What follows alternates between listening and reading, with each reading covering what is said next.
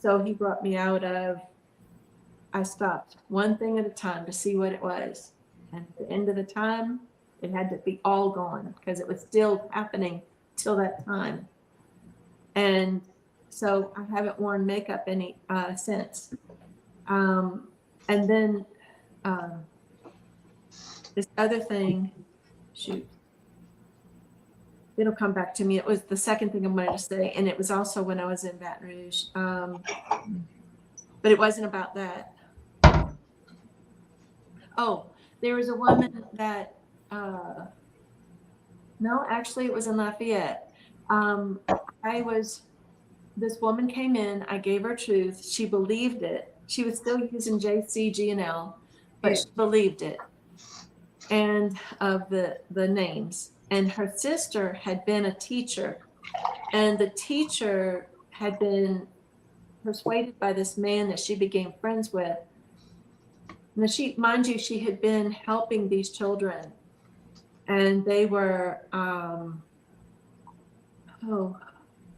she was an influence, a good influence for these children. Okay, so then when he took her away, he put her on drugs, he put her on pornography. She's, her naked body is shown all over the place, and this was this woman's sister. I said, well, let's start praying for her. One day I'm looking outside, I was on point, and I'm looking outside across the street, and all of a sudden I feel a tear coming down my face. And all of a sudden I have my chest go in all the way. I got a punch in my chest because I was praying for this woman. It happened in the spirit realm. I felt it in the natural. I mean, you know what I mean? So this, when it happened, it was like, my gosh, you know, they don't want this woman awake. And so I kept praying and praying. And she ended up showing up by her sister. And that had been like a few years that she hadn't been by her sister.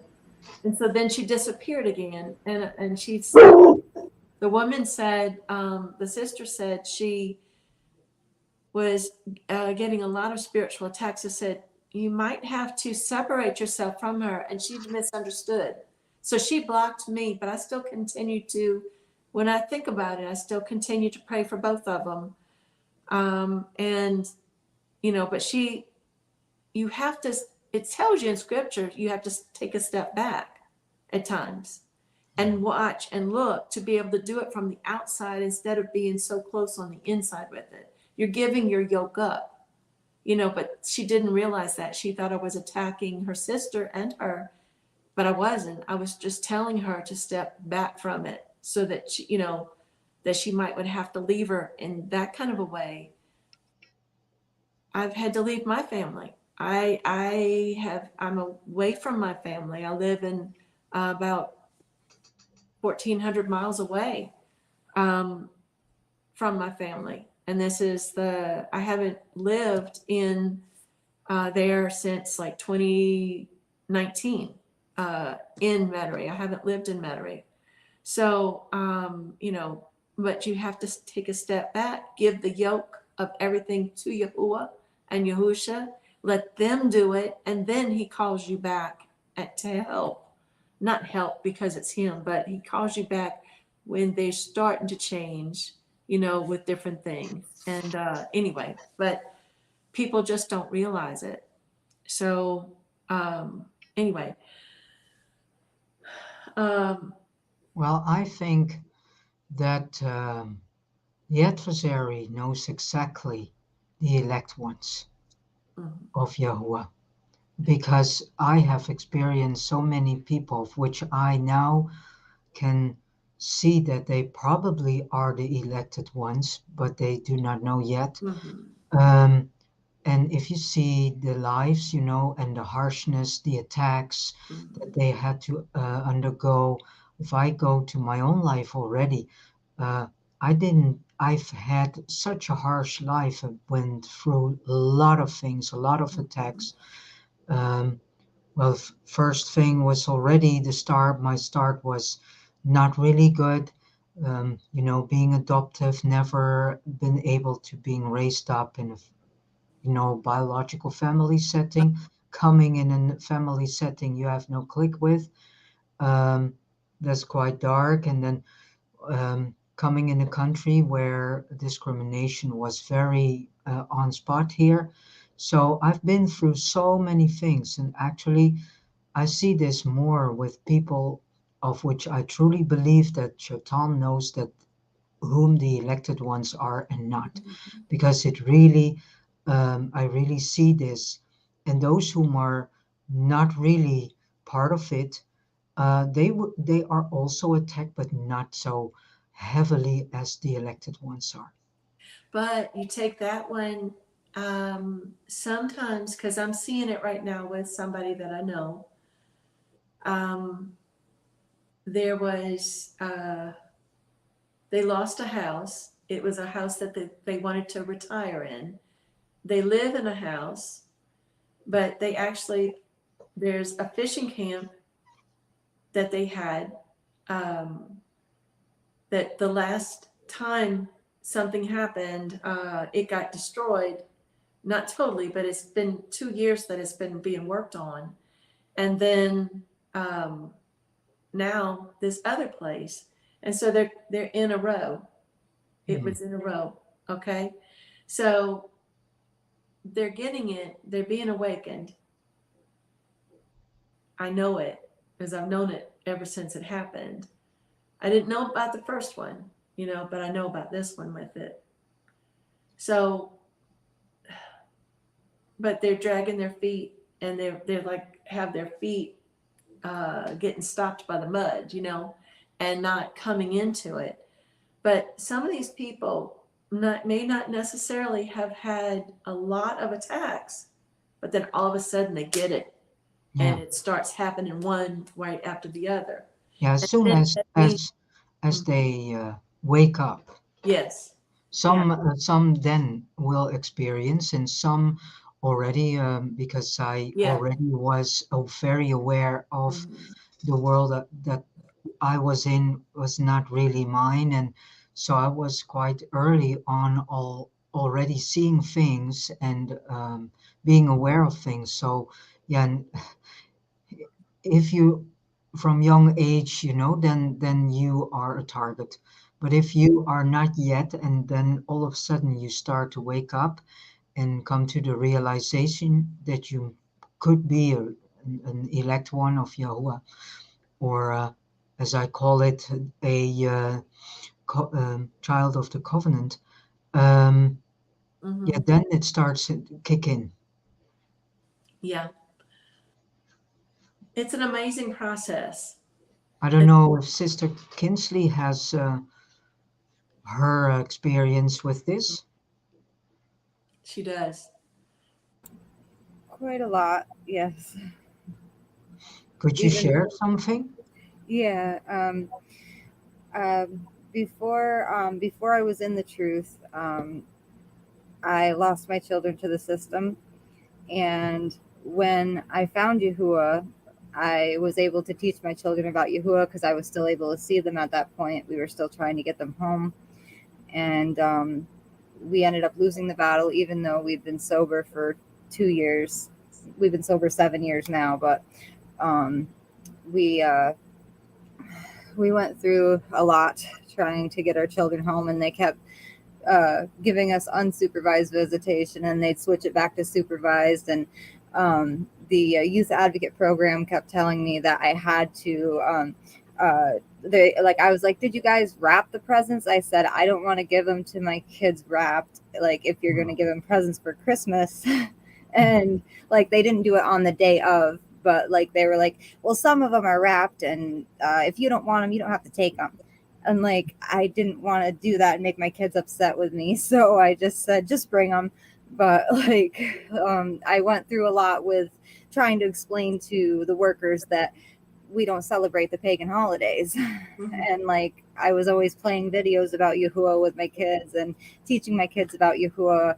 Like I didn't know about Yahuwah until like 2 years into the court case. It was a 4.5 year court case, and they almost caught us together with our children um, when I had signed off, and then my husband was still trying to fight for them home. And Yahuwah helped me to get away, and I I fled like through the bushes and like brush and got back to my house, and the kids, they still took them and they still charged Floyd. So we're still battling with in court with that right now too, trying to get our lives back to normal where they'll let us be together. So like You will. lot of spiritual battles. Yeah. Yeah. And it's sick how, here it is such a beautiful example, I think, how the adversary is using everything, even your kids, Yeah. to, get you off the road. Yeah. And I still stuck by Yahuwah and stuck with Yahuwah even Yeah. through losing my children. And I still stayed sober through losing my grandma. And losing my grandma, I found Yahuwah a month later and still was sober, and and that made me want to stay sober even more. Wow. Yeah. Wow. And I went through abuse as a child, and a lot of there was a lot of stuff in my family that wasn't good, and I feel like there was generational curses in my husband's side because his mother lost her kids. She lost him, but she lost his siblings, but she was only able to get him back. But it was a strange situation because the adoptive family in the middle of the night got him awake and sent him with his mother.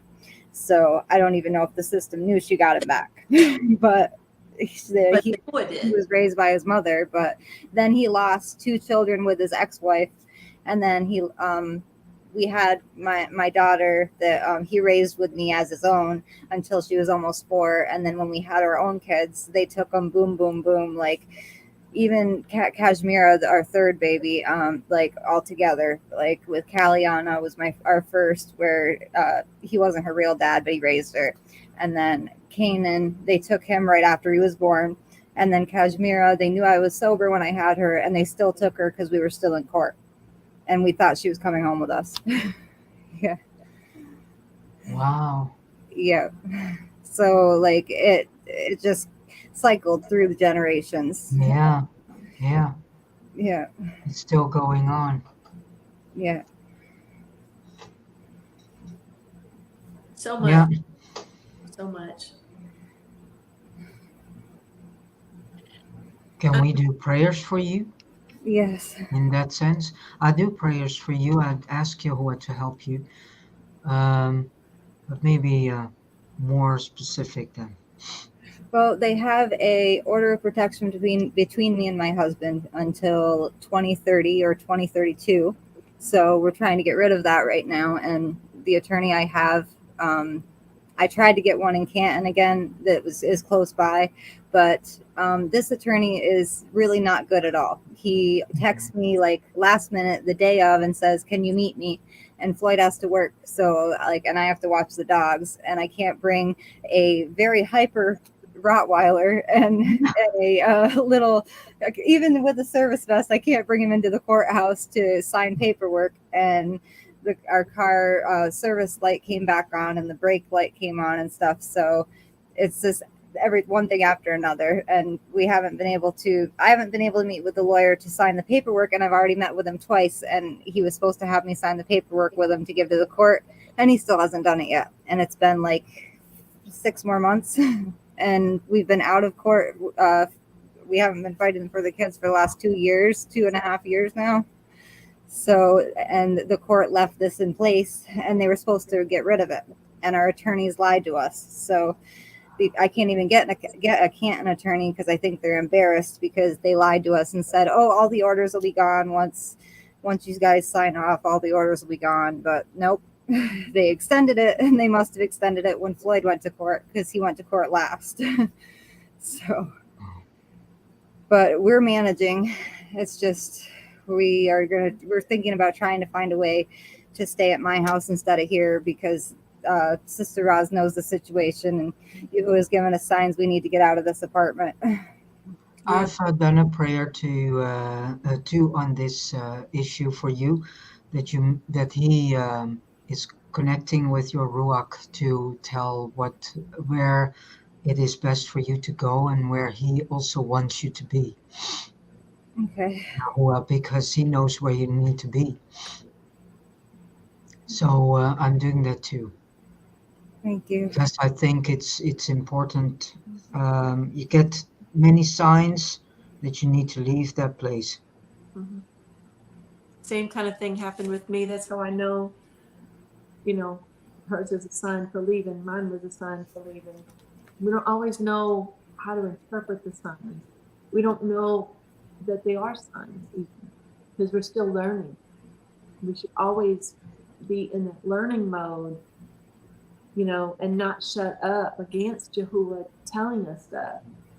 And, it's so many people are shut up right now, but he's opening people. Yeah.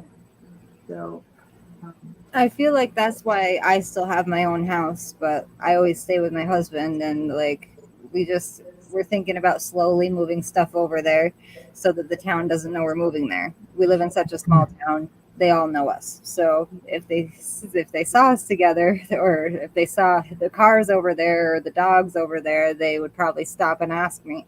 So it's just really a tough situation. yeah. Yeah, because that town where you have your house, then that's not a pleasant town either. No, I don't even use Facebook because I worry that people from my Okay. past will get a hold of me that I Hmm. used to use with, because we were addicts for like 15 years, and like it Yeah, was so you really need, hard getting out of it. yeah, you really need a complete different space Yeah. And your area to go children to. too. Yeah. Okay. And did you ask Yahuwah to take from you away the yoke of the adversary? I haven't specifically asked that yet. Maybe you should do. Okay. And maybe you can ask in prayer for uh, your husband too.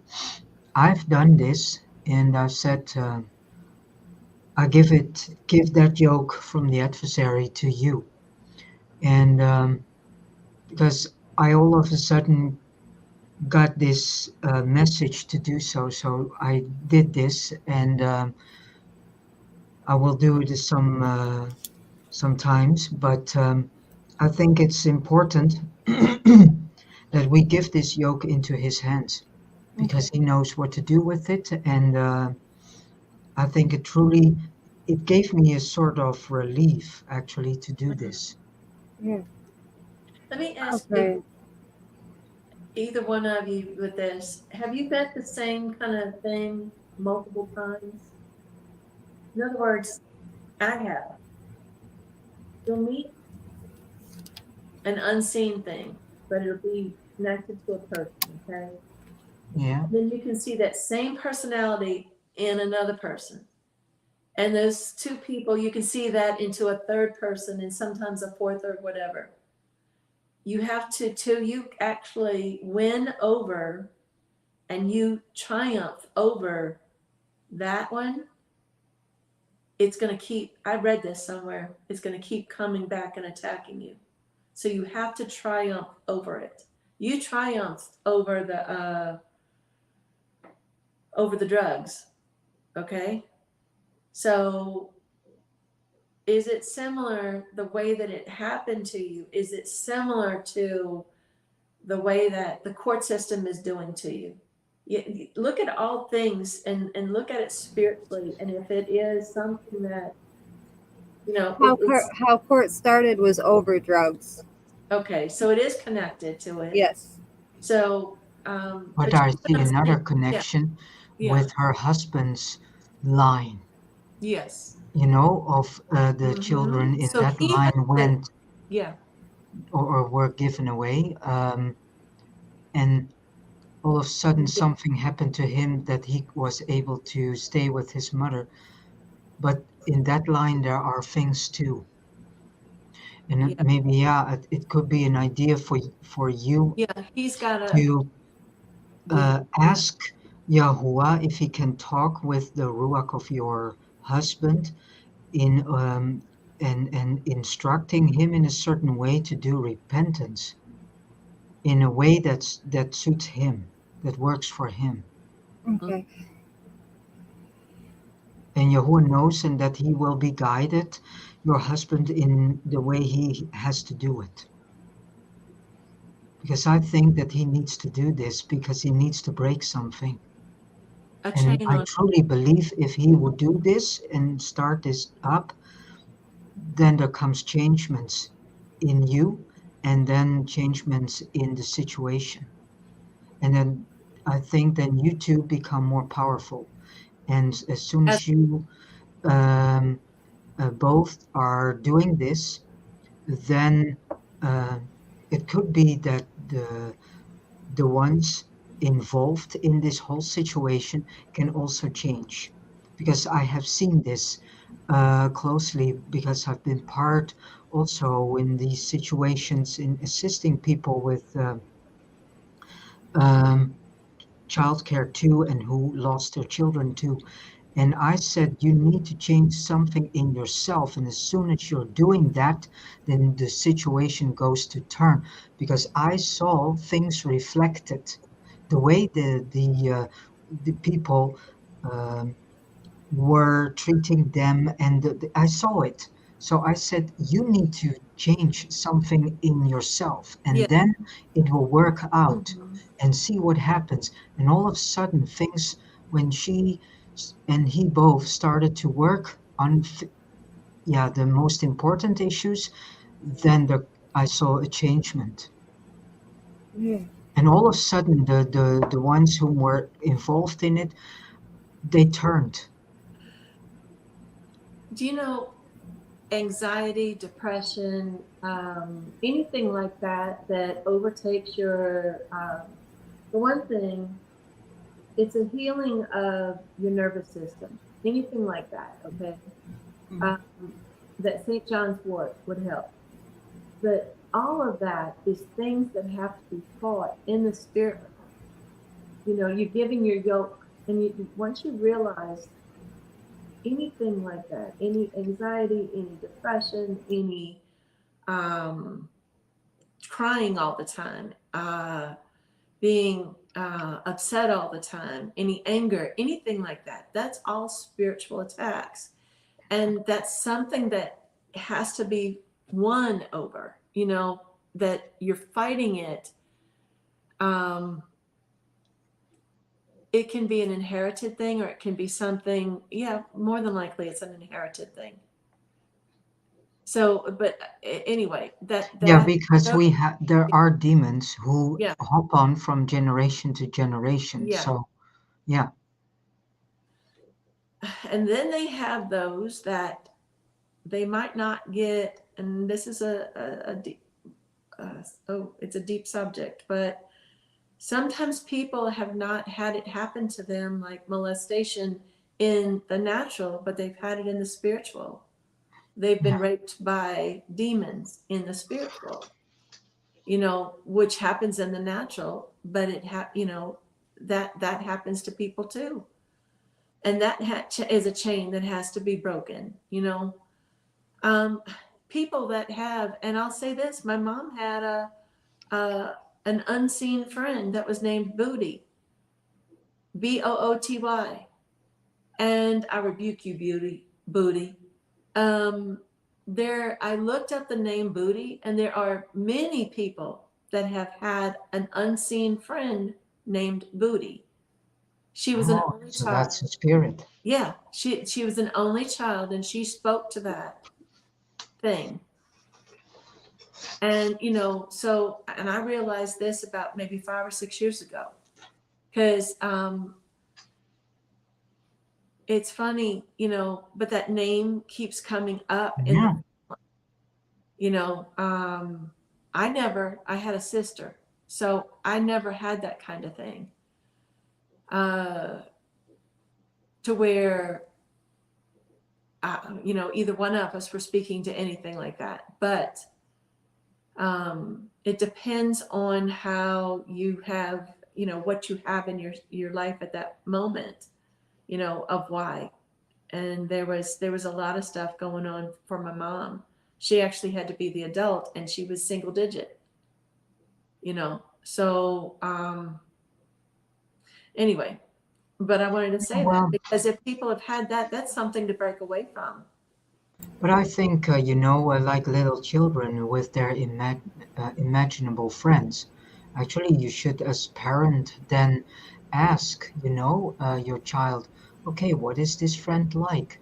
What are you talking about? What is it showing you? Or, Yeah. that you go in conversation and do not, give your child the feeling that it is lunatic or crazy, but Mhm. take it serious, because maybe by asking questions you can find out if your child is dealing with an unclean spirit.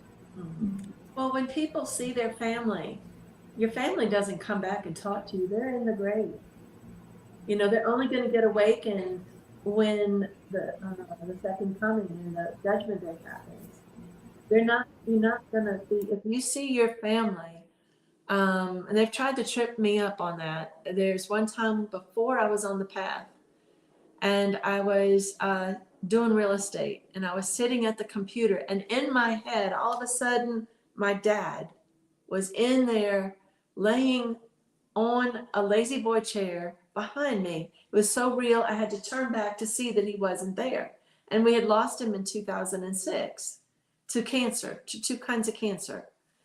And, but that was them trying to make me think my dad was coming and visiting, but it wasn't. That's a familiar spirit when you see that kind of thing.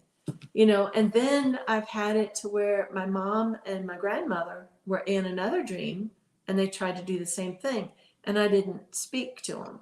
I didn't, you rebuke that kind of thing because you know that that's not happening, you know Yeah, so. people have no clue how demons can mess up your dream Mm-hmm. with your dream state, Mm-hmm. and they can copy very well Yeah. and make you think, and even the feelings, they can copy even the feelings and the presence of the person in such a way that you truly believe it's your mother or father or Yeah. that granny, no matter. Yeah. My mom showed me a video of this apparition of my grandmother walking out of her driveway after she passed away. And when I was still staying in my grandma's house after she passed away, I saw a grayish figure that looked like her out of the corner of my eye at night. And when I first learned the true name, I heard it sounded like outside, and it sounded like it was everywhere. I heard like a ram's horn before I even knew what a ram's horn was, Uh-huh. like 3 nights in a row. Wow. Oh And wow. there you go. Yeah. Oh, and my sister, she told me about this horrible thing that she said that it scared her, that she was like laying on her bed and she could see in the mirror.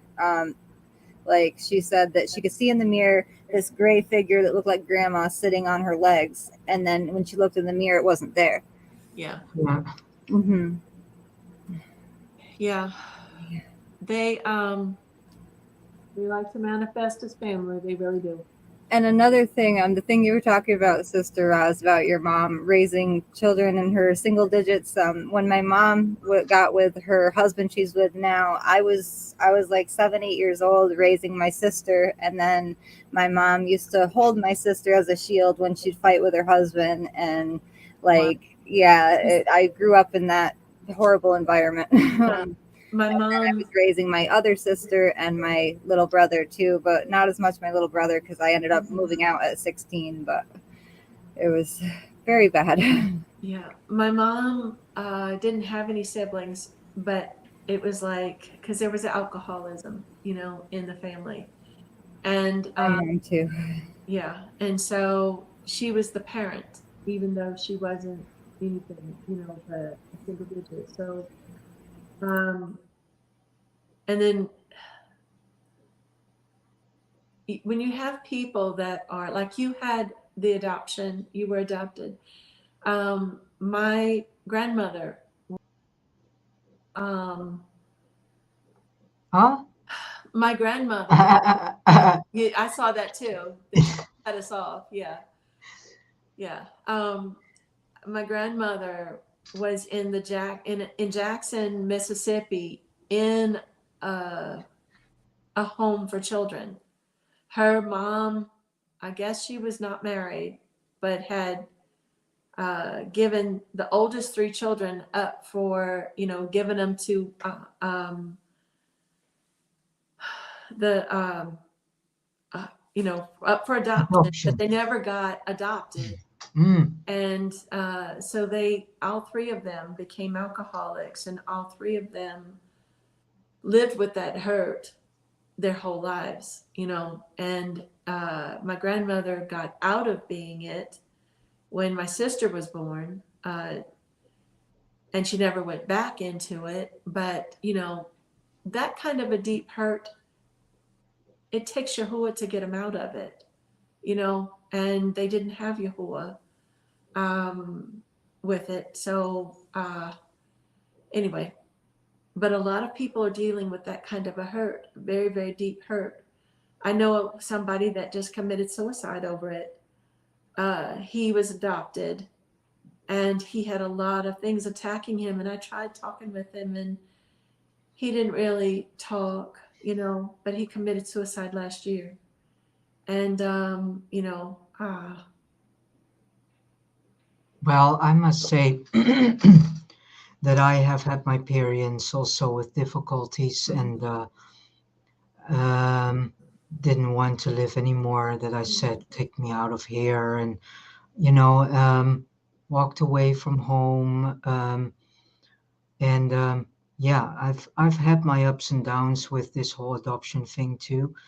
And but eventually, I don't know how I did, but I went over it. But I came also in contact with many other adopted people, and they all have the same. You know, it's harsh to be plucked out of your roots because that's how it feels, and to come in a complete different country and different language and different parents do not understand, and then you soon find out that you're not like them. You see things deeper, you understand the things more and from a deeper level. But yeah, so we have all our things, and I found out that adoption was something more often done in the family line. it's very sad, very And sad. I think it could be also related to the slavery. It is a form of Yeah, it, because a lot of times these children that get adopted into homes end up being something like that, being a servant, yeah.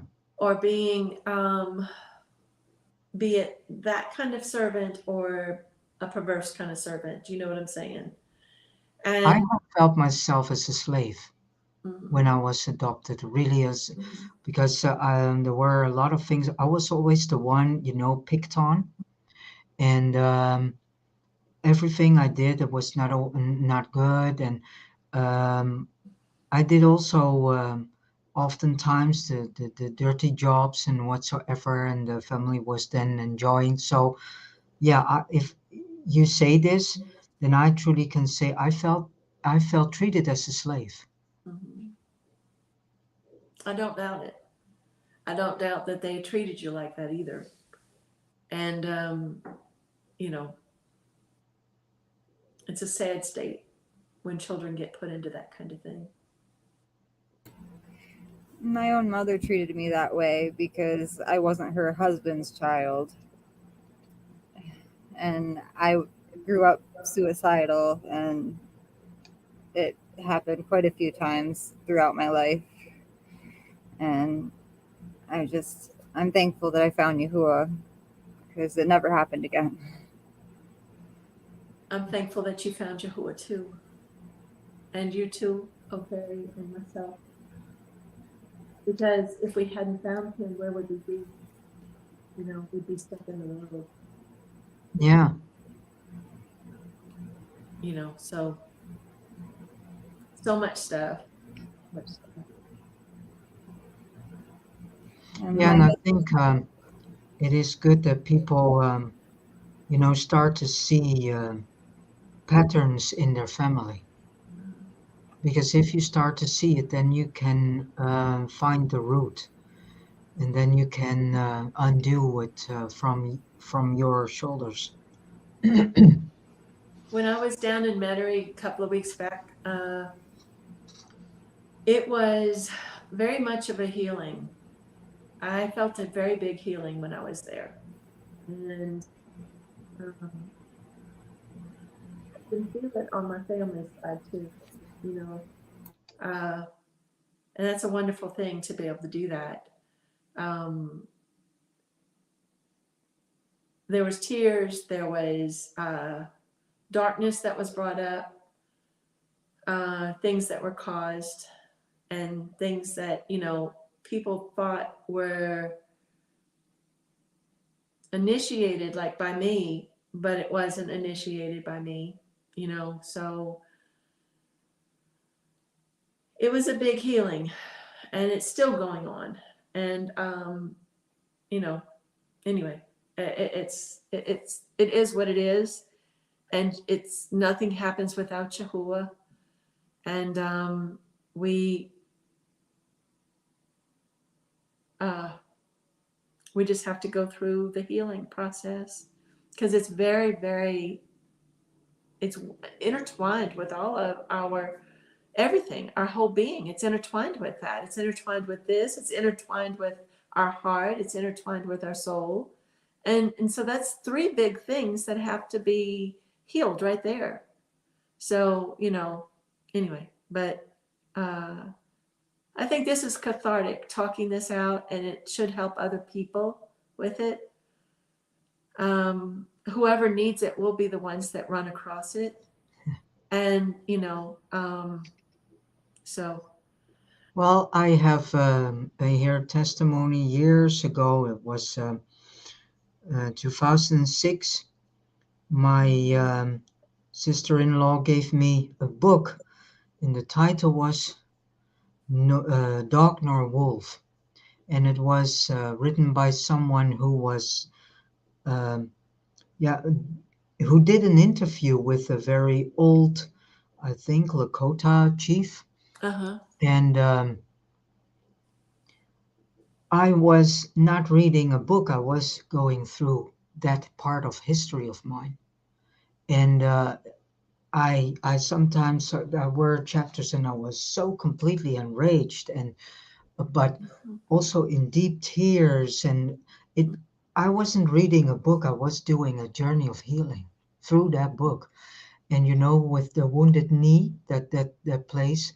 Um, Yeah. and I went through horrific things also, and I literally felt the cold and how the women were treated, how the Yeah. children were treated, and I felt myself completely reliving that part that was in my soul. And yeah, it that's how a book can work. A good, if it's really a good book, then it can be of healing.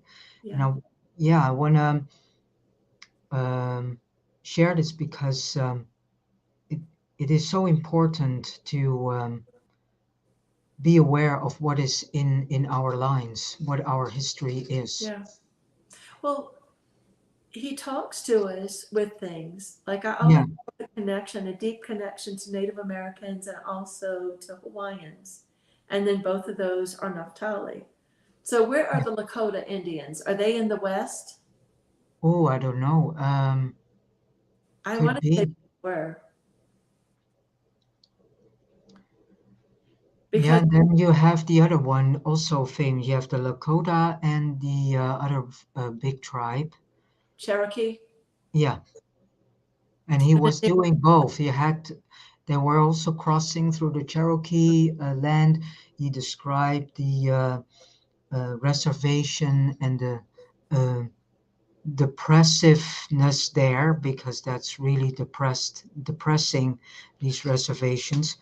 Yeah. And but yeah, and some of these tribes are, you know, part of the Yeah. one of the tribes of Yisrael.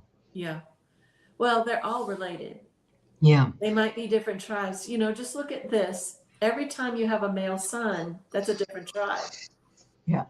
So he had 12 male sons, and so that's 12 tribes. And so, so that was 12 different nations within the one nation of Yaakov. So then each one of them, if they had 12 sons, that would be 144 tribes, and I'm just saying that as a number. I know that each one of them didn't have 12. But anyway, so when it comes down to it, they're actually related, so nobody can say this one is not, but this one is. Only Yahuwah knows, and because they had somebody that was saying, because they had actually, but then they were also enslaved. Native Americans were enslaved, and they also owned black slaves. So, but they were enslaved. They were brought, same thing with the Hawaiians. They were brought to Europe and enslaved there. So when they came to the promised land, the Europeans, what they so called the land of milk and honey, um, they enslaved and they brought back. And you know what I found out, last year, was that the ones that they always said that the Native Americans were the ones that scalped everybody. It was the reverse. It was the Europeans that scalped them. And Thanksgiving was every time that they had made a raid and killed a lot of Native Americans. Hmm. That was that's why they had a Thanksgiving. They actually had Thanksgiving several times a year, if not more. It was not just once a year. They had it multiple times. And then Lincoln actually made it into one. So, one time with it. But still, you've got all that negativeness, all of that really happened. All of Yeah, the and actually, Thanksgiving, I find it a quite morbid title. yes. Yeah.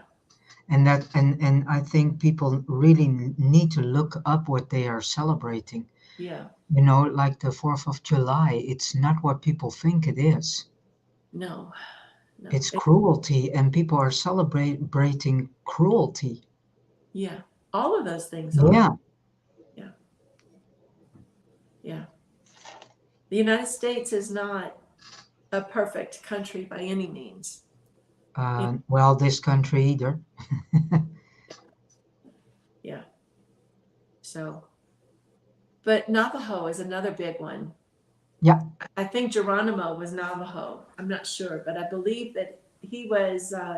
When I look at him, at Geronimo, I see my dad in him. His nose, because he was of an age when he died, and my dad was cancer ridden, and he was very skinny and gaunt.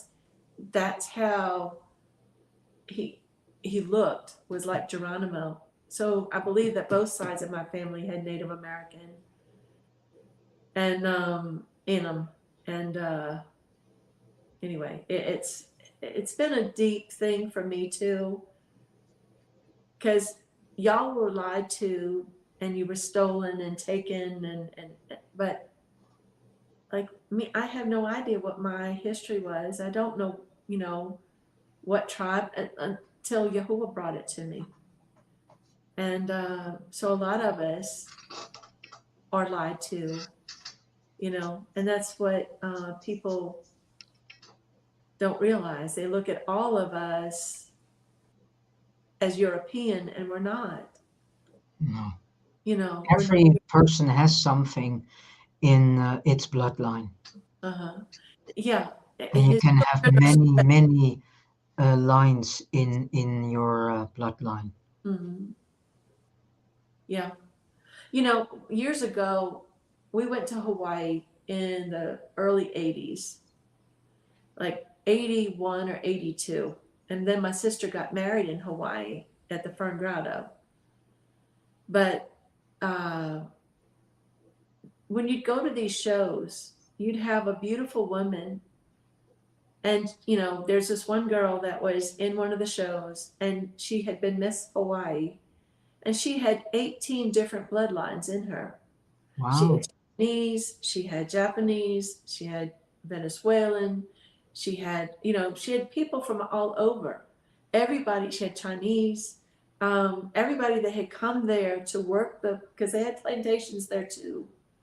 Everybody that had come to work there that was a migrant worker that came there, had been mixed with, and that's a lot of different mixtures, Yeah. 18 known mixtures in you. And, but I wouldn't go and do anything to do with those tests that they do at all, because those are also blood offerings, you know. But I don't know how I guess she knew it by word of mouth. Hawaiians do it like the rest of the tribes. They did it as an oral teaching, an oral history, you know. So, but I wanted to tell you that the next morning after we had such a big revelation on that, with what we were doing the other day in Genesis, Yeah, me, you and me. Yeah. yeah, I spoke to the woman that's in the office, and then I was led to more with it. And part of it, I don't know, had I told you that the um the river was around Kuila? Did I tell you that? No.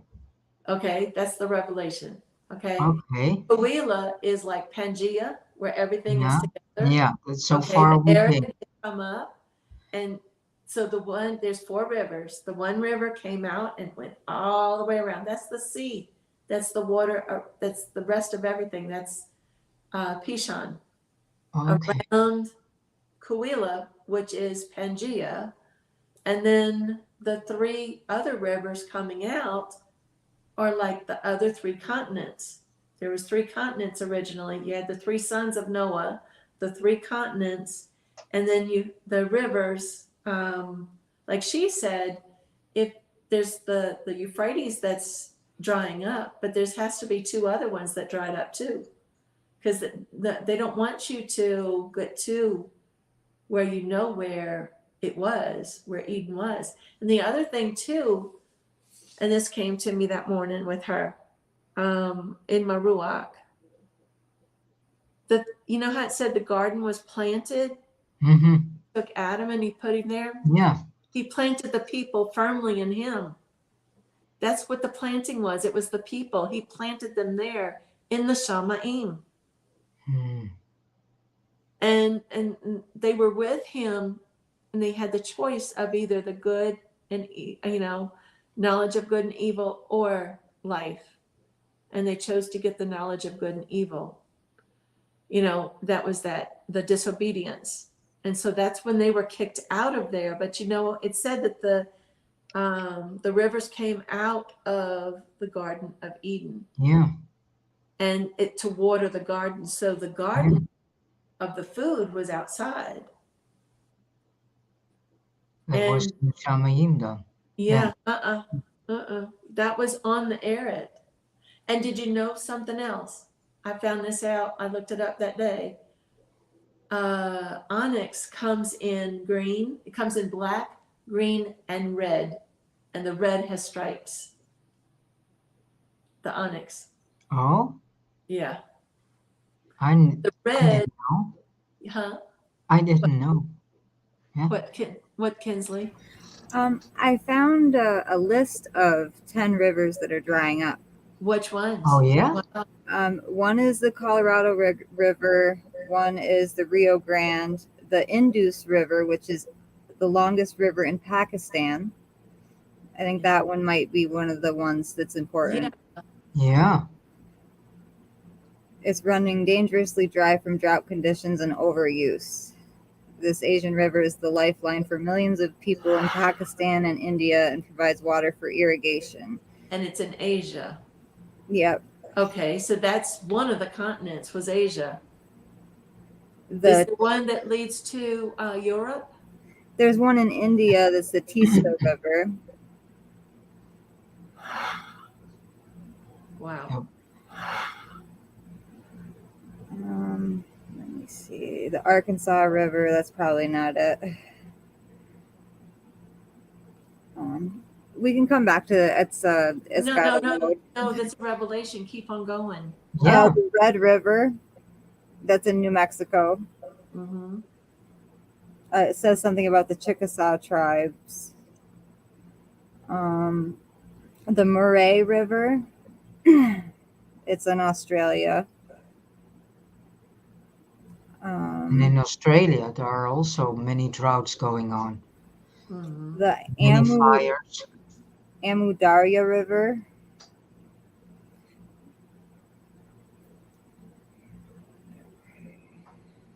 There has to be one that goes like the Euphrates goes into Africa, and you said that other one that's drying up was into Asia. There has to be one that's into Europe.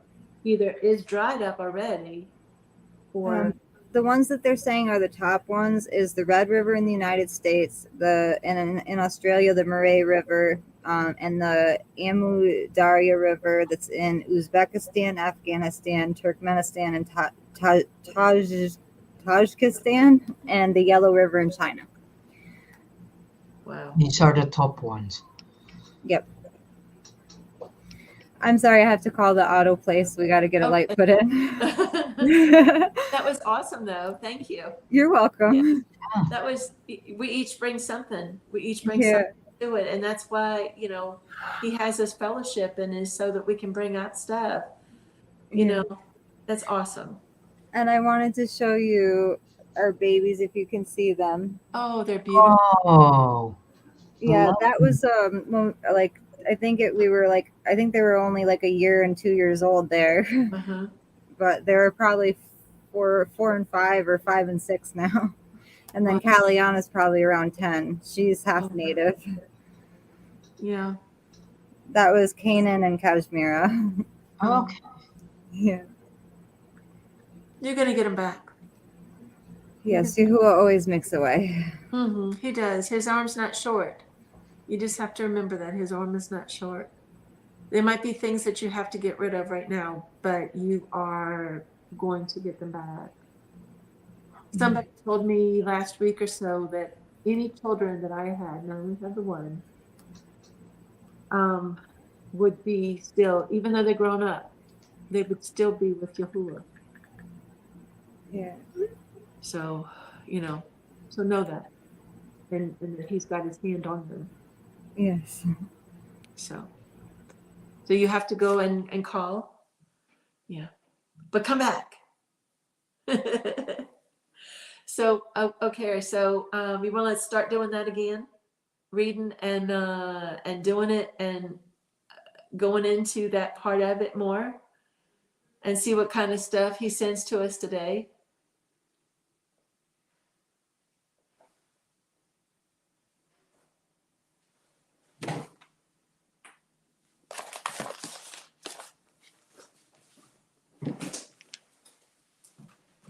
Your mic's not on. Your mic. Your mic. Yeah. Thank you for sending some of your songs. Oh, you're welcome. I'll be doing it Yeah, every I've day. That way received they don't it. get mixed up. That way you have it. Yeah. Is there one you want to sing? Did I send you? I need to print it out first. Okay. And then learn your handwriting to read your handwriting. If you have it, just get with me. And I mean, I don't rewrite it. I just do it as it's, Yeah, no, that's good. Yeah. But I need to print it out first, and then I can read it. Yeah. I'm sorry, but if you can't read it, but I'll be,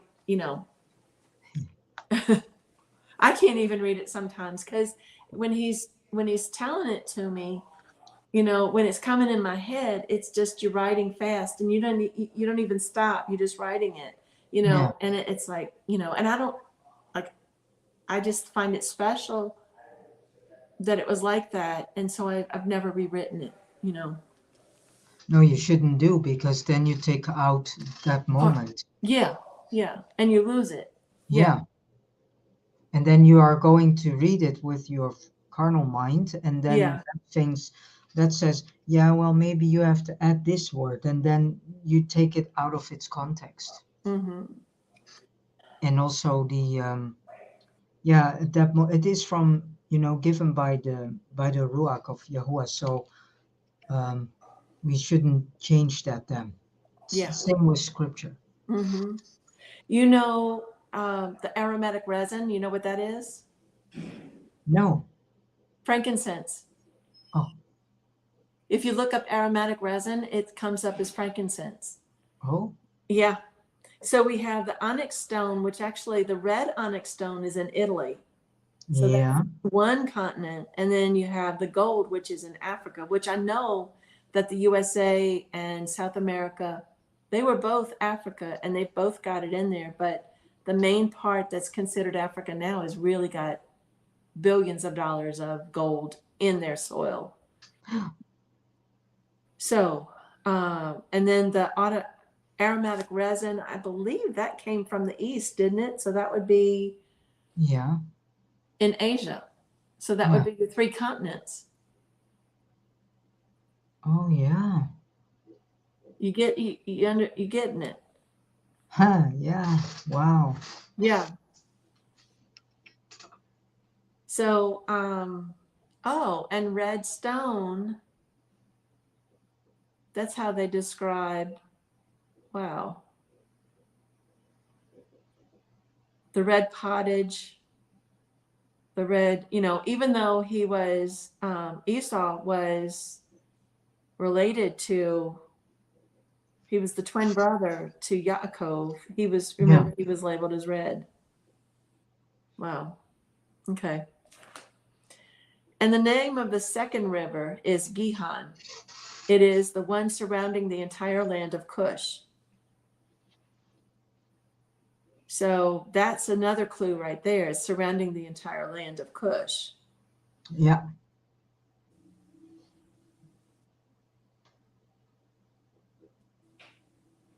Immediately I thought about Australia. Yeah. So, Did you know actually that a lot of inhabitants, besides of the native people, that most of the inhabitants of Australia were put there as were actually criminals with it was a penal criminal colony. background Yeah. and so, and I read that. So was the United States. Many of them had been, were the ne'er-do-wells, you know, the ones that were sent over here. Yeah. They were not upright people. No.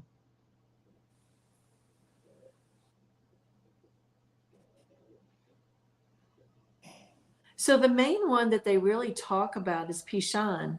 That's the one that they give more of a definition of and connected to. And that's why I believe that that's definitely the river, not the river, the sea around us. Yeah.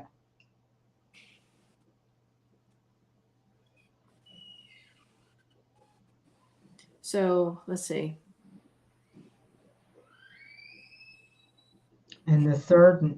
And the name of the third river is the Kadakal. It is the one which goes toward the east of Ashur. Yeah.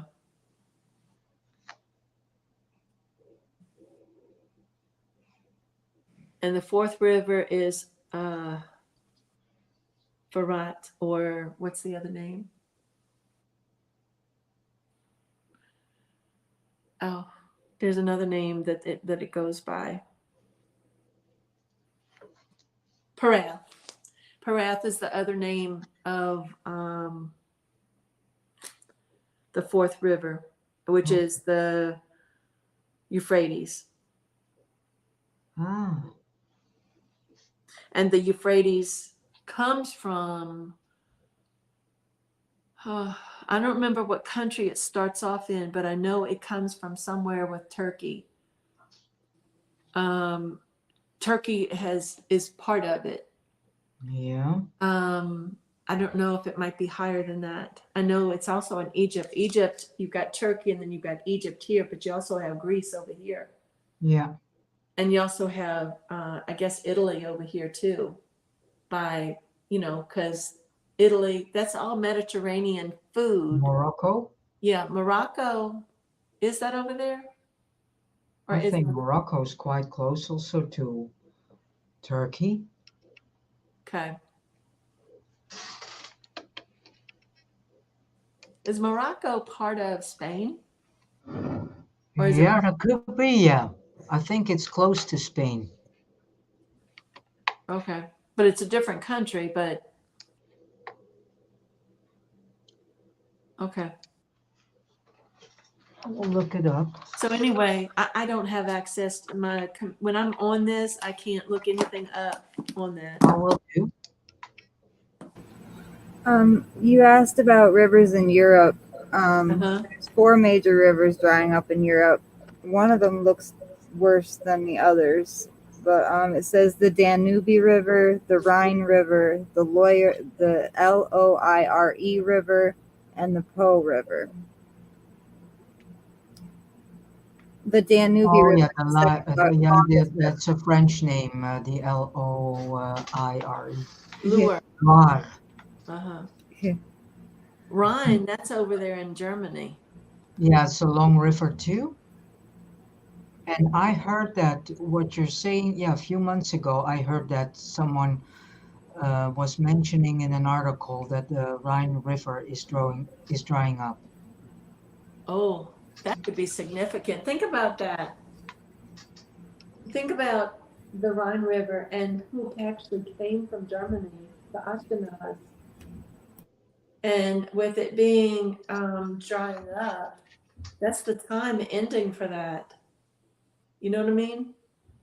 I Revelation. was yesterday watching a video about the Ashkenazi and Ukraine, and that actually Ukraine, what people do not know, that there is a battle going on, and the history of the Ashkenazis are part of it, because Ukraine is actually part of, what was it? Khazar. Yeah, Khazariah. yeah, Mhm. Yeah. their reign. Mhm. Yeah. So you have, it's either two, I know it's at least two factions of the Jewish, and it might be three. How many? Because it's a European line. And it said that Japheth was going to be in the tents of Shem. So the German, that's two ways that you can take that. There's two spiritual ways that you can take it. That Japheth is in the tent of Shem, actually living in the tent of Shem as Shem would have been, or you can take it as they are connecting to Shem. Like when I came into it, I didn't realize, I didn't know, because I didn't know my history till Yahuwah did it. And I was living in the tent of Shem, meaning I was drawn to Shem and fellowshipping with Shem. And, you see what I'm saying? There's two different ways to look at it. So y'all don't have to have your mics cut off, because we can we're just talking, and you don't have to. It's okay. Yeah, but sometimes you hear sort of echo thing. Oh, with me? Yeah, and Yeah, sometimes your voice, we can't hear it as yeah. much. Oh, I'm sorry. It's And if okay. you then put off if we put off our mics, then you come more to the front Oh, okay. I'm with your sorry. I mic. don't know why I'm talking like I normally would in there. Is it always like that? Or Only when our mics are all on. oh, Yeah. okay. All right. So I looked anyway, up Morocco. Morocco is in between Spain and Africa. oh, okay. And then you've got the Gibraltar there too, don't you? Yeah, Gibraltar, is that a country or is that part of Spain? I know I it's think part of it's in between. okay.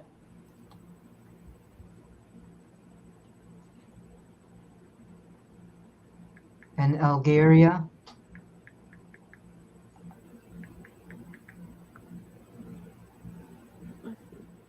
There's 3 sects. No, it's actually 4 sects. Let's see.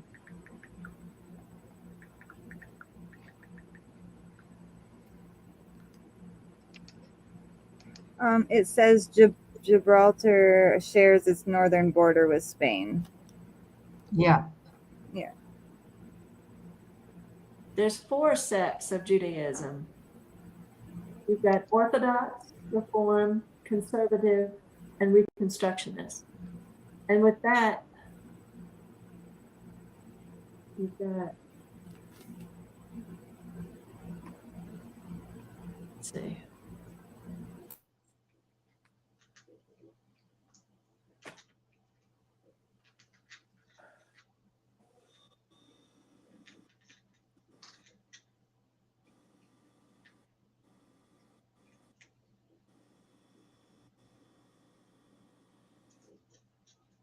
but it seemed that these Ashkenazis um, went back, and their return happened somewhere 2014 or something, and it was leaked. Nobody actually was allowed to know this, but there was a document leaked about this. Yeah. I know, is it Orthodox Jew that they call them? They have Sephardic, Yeah, I think so. they have Ashkenaz, and then they have Orthodox. I think that's the three that they call, like, I don't know where Orthodox. I want to say Orthodox comes somewhere up in Russia. Yeah, I think so. Orthodox is quite strict, isn't it? Yeah.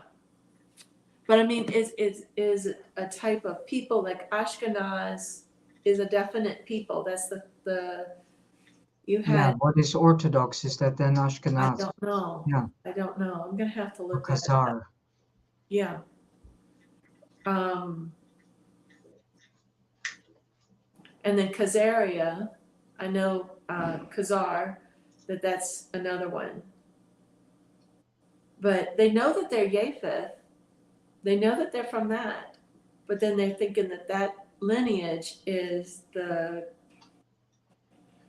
one that is the chosen people.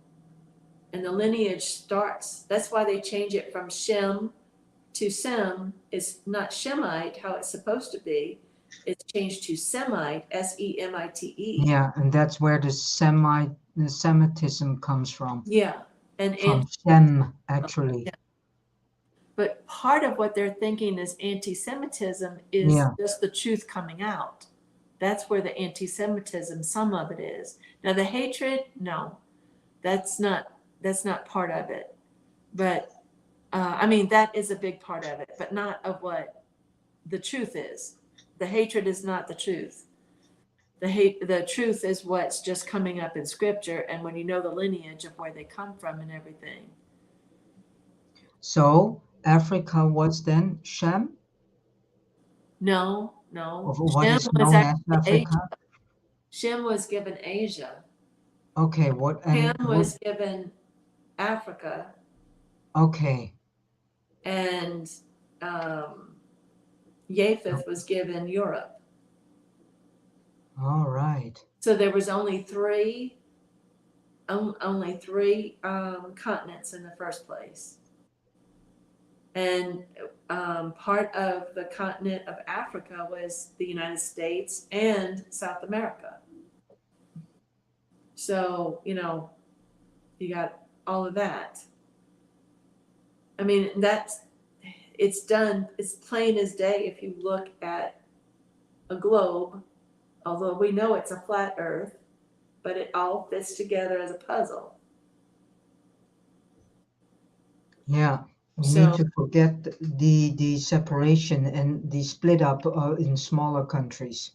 yeah, Actually, we need to see this if, yeah, sort of, you can say, a cake in three pieces. yeah, a third, a third, a third. Yeah. Hmm. So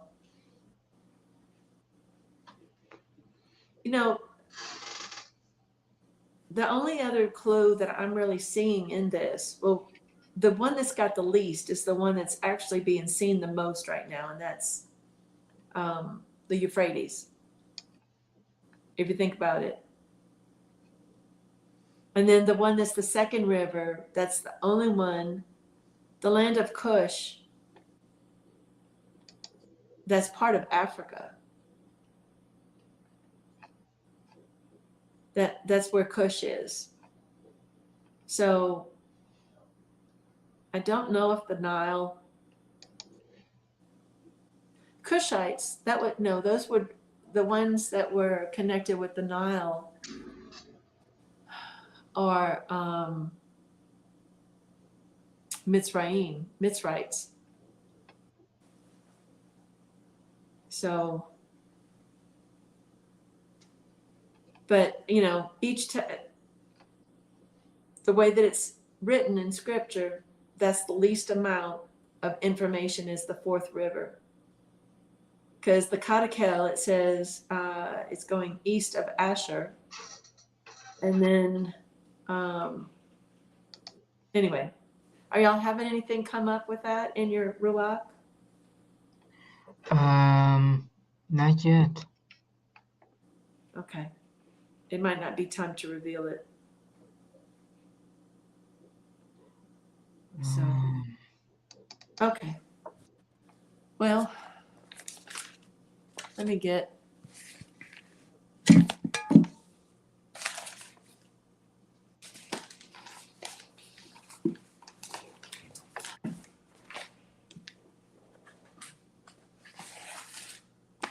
So let's go into this again. We had gone to, we actually got a little bit over a page done the other day, but I'll go over it so you know it too. Ocahry. Yeah, So, where are you then? we're in Genesis 2:9. Yeah. And it's the tree of life, which says eternal life, which that is true. But it's Yahuwah, within it. Okay, that's what we were saying. Yeah, and the Then tree of good and knowledge, uh-huh, good and evil, that is the serpent, that Shaitan. and disobedience too. Yeah, disobedience, yeah. Yeah. So then we got And then we said then we came to this that there was you can say sort of test thing. Yeah. And that Yahuwah wanted to see if we were obedient to him, yes or no. Yeah. To his covenant. Yeah, that's the original test and original Yeah. sin.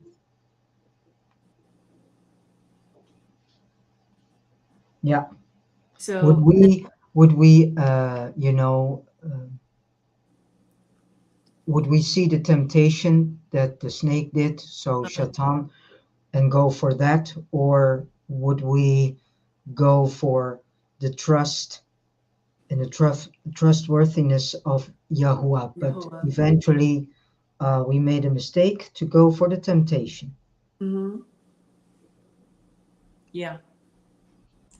And then the tree of good and evil, well, that's disobedience. That's Genesis 2:17. Yeah. And then also the good part is the righteousness. And here he said it was anything perfect. Yes, but it's the righteousness. The good is the righteousness. That's where the essence of Yahuwah. And Yeah. then evil in Genesis 2:17, that would be sin. That would be going contrary to Yahuwah. Because he's saying anything imperfect, contrary to good, immature. But it's sin. Evil is sin. Anytime anybody is going against Yahuwah, it's sin or it's unrighteousness or, And so then in Genesis 2:25, let's see, it was, and I'll go the one above it. For this cause, a man shall leave his father and mother and cleave to his Asha, and they shall become one flesh. And they were both naked, the man and his Asha, yet they were not ashamed. So in here, for 2:25, he's saying exposed, that naked is exposed and it's just ashamed, but that's not what that's meaning in there. They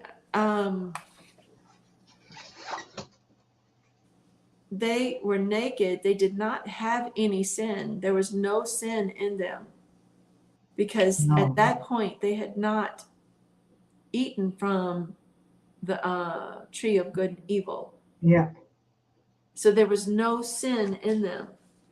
They were exposed in the way that he knew their heart. He knew what they were doing. He knew that they weren't going against him. They were obeying him at that time.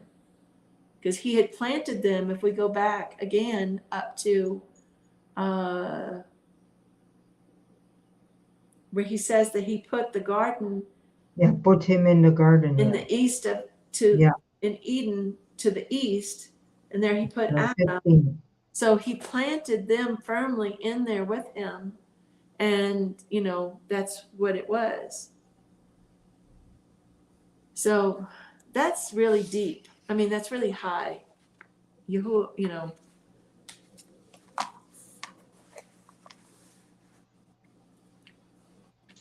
Yeah, and when they started to realize, and became ashamed for each other, Yeah. that was when the veil got over their spirit.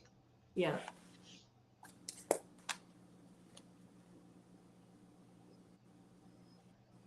Yeah. Because by that time they were in their spirit. So when the fall set in, then there was a veil coming over them, Uh-huh. and sort of, you can say, body over body or something, Uh-huh. in which they then came to see their nakedness, because then they saw the flesh. Yeah. Yeah. Their eyes were changed from Yeah. ruach into carnality, into Yeah. the carnal world. Yeah. And that's when they saw they were naked. Yeah. And the beast of the field were the fallen angels. Yeah. That he did not want them to be with. So Yeah. So on Genesis 3:1, it says, and the serpent was more crafty than any beast of the field that Yahuwah, the Almighty, had made. And he said to the Asha, is it true that Yahuwah has said, do not eat of every tree of the garden? So he was the head of it. That's why it's saying that he was more crafty. I don't know about y'all, but sometimes when the tests come, Yeah. That's it. He has something to say, or she has something to say. Do you something say, Kitty? Hmm. Yeah, go on. So, all right. So Satan is not just one being; it's an office, and the office, you know, you've got Azazel in there, you've got Gadriel, and you've got several others that are in there, and then you've got the minions, which would be like the demons or the lesser Yeah, angels, and demons are the spirits that attack us, and also fallen angels too, and Satan, all of it.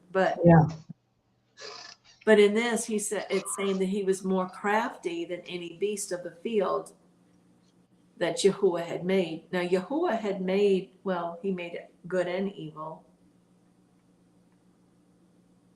but Satan was his first, and so he had a lot of intelligence, but he used it in all the wrong way.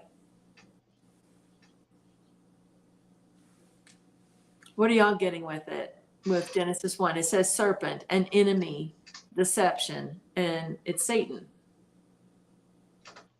Satan, the serpent is also dragons. yeah. When they speak of dragons, it's that. Yeah, look at the dragon. There is serpent in it. Uh-huh.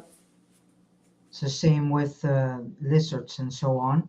Look Yeah. at them and you see the serpent in it. Yeah. Yep. So then we go to 3:18 and it says thorns and thistles. You want to read it? 18, one of you?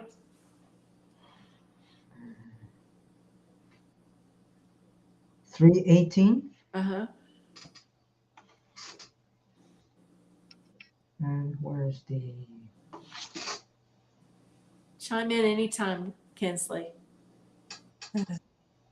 I would say chime in anytime. Okay. You found it? No, I haven't found it. I had Um, something that didn't go with the lesson.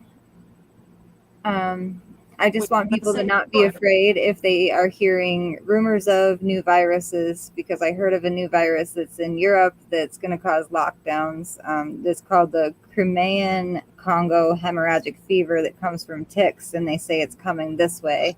But they say there will be rumors of this and that in the end days. So just put your trust in Yahuwah and don't trust them when they're saying, "Oh, there's going to be there's a vaccine that they made like decades ago for it when the war was going on," and just don't trust it.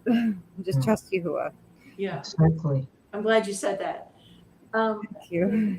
On to that, if ticks, like a deer tick is different than a lone star tick, which is different than, these other ticks. So the ones that are in Europe would be a different tick than what's over here.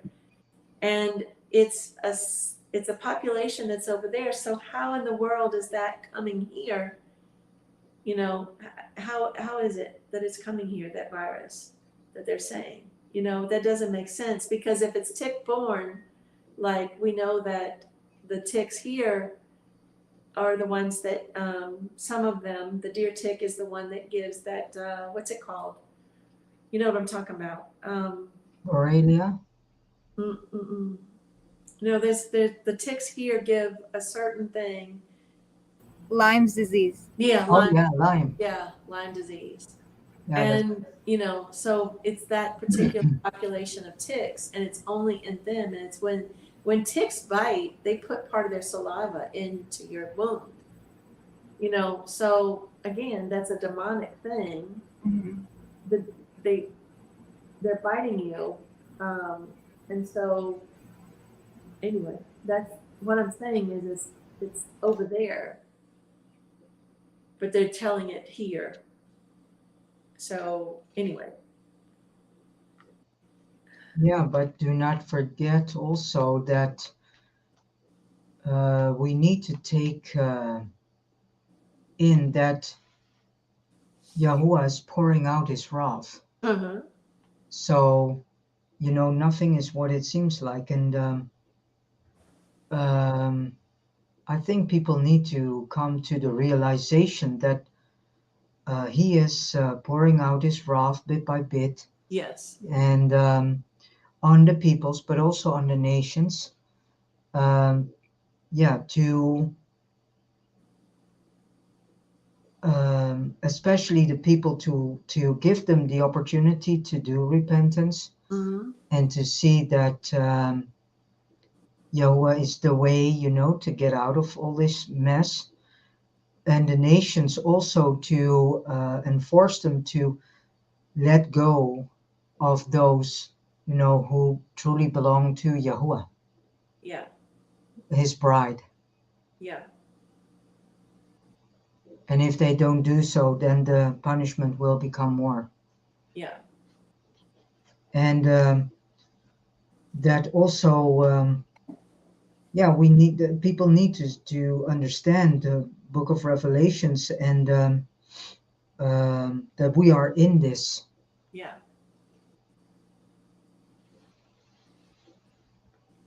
Definitely, we're in it. Yeah. So all those who clinging onto this false hope that is presented by all these controlled opposition people and groups, who try to bring false hope and about this Q group and so on, do not trust, because if you trust in that, you place your trust in man and in man-made things instead of Yahuwah. Yeah. That's when you're using the vax, or you're using because I've known people that have always said Yahuwah's name, that as long as I've known, and then when that vax came up, they decided to take the vax Yeah. because they believed in the chemistry and the pharmakeia. When to me that's like the line was drawn in the sand. Either you were going to take it or you didn't take it. And most of us chose not to take it that were Yahuwah's. So, tares and the wheat and the tare is being separated. Yeah. For sure. And So, people need to find out if they are the tares or the wheat. yeah. But the only way they can do it is to stick with Yahuwah. Yeah. And then they'll become a wheat, because he wants the tares to actually come back to him. He doesn't want them to actually be tares. Because if you think about it, they look like the wheat. Yeah. So if they look like the wheat, he just wants them back. He wishes none to perish. He does not want anybody to perish. No. It's up to us. He never leaves us. It's us that leaves him. Yeah. So in Genesis 3:18, let's see, grievances and difficulties is what he said, for the thorns and thistles. And we had come up with that it was Yahuwah had done everything before, and now, let's see. Yeah, here, Genesis chapter 3, verse 17 here. And to the man he said, because you have listened to the voice of your Asha, and have eaten of the tree of which I commanded you, saying, do not eat of it. Cursed is the ground because of you. In toil you are to eat of it all the yomim of your life, and the ground shall bring forth thorns and thistles for you, and you shall eat the plants of the field. Yeah. But it's interesting that he here, Yahuwah's actually showing us the weakness also of the woman, Yeah. that we are easily falling prey for temptation. Uh-huh.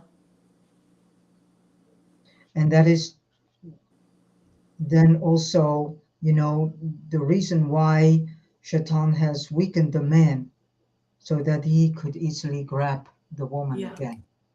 Yeah. And the role also of the man is to protect his woman for temptation, to be this wall between Shaitan, the adversary, and the woman. Yeah. Yeah. And then in Genesis 3:23, it's sent forth from the garden. And who wants to read 23?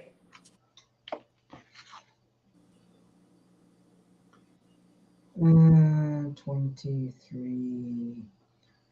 So Yahuwah Elohim sent him out of the Garden of Eden to till the ground from which he was taken, and he drove the man out, and he placed cherubim at the east of the Garden of Eden and a flaming sword which turned every way to guard the way to the tree of life. Okay. You know what? It's in the east of the Garden of Eden. So it's in Shamayim. And over here, he was placed, let's see,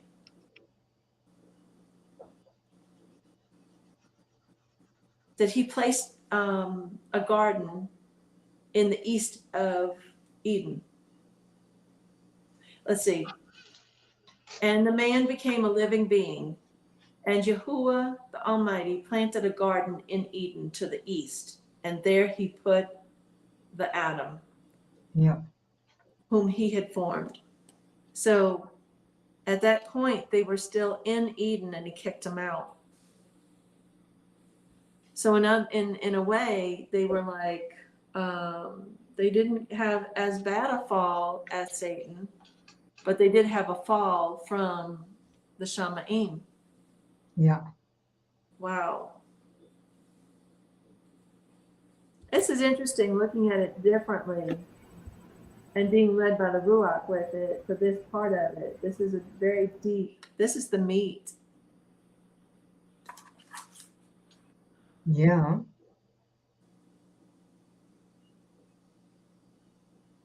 Wow. And so, I'm sorry. Yeah.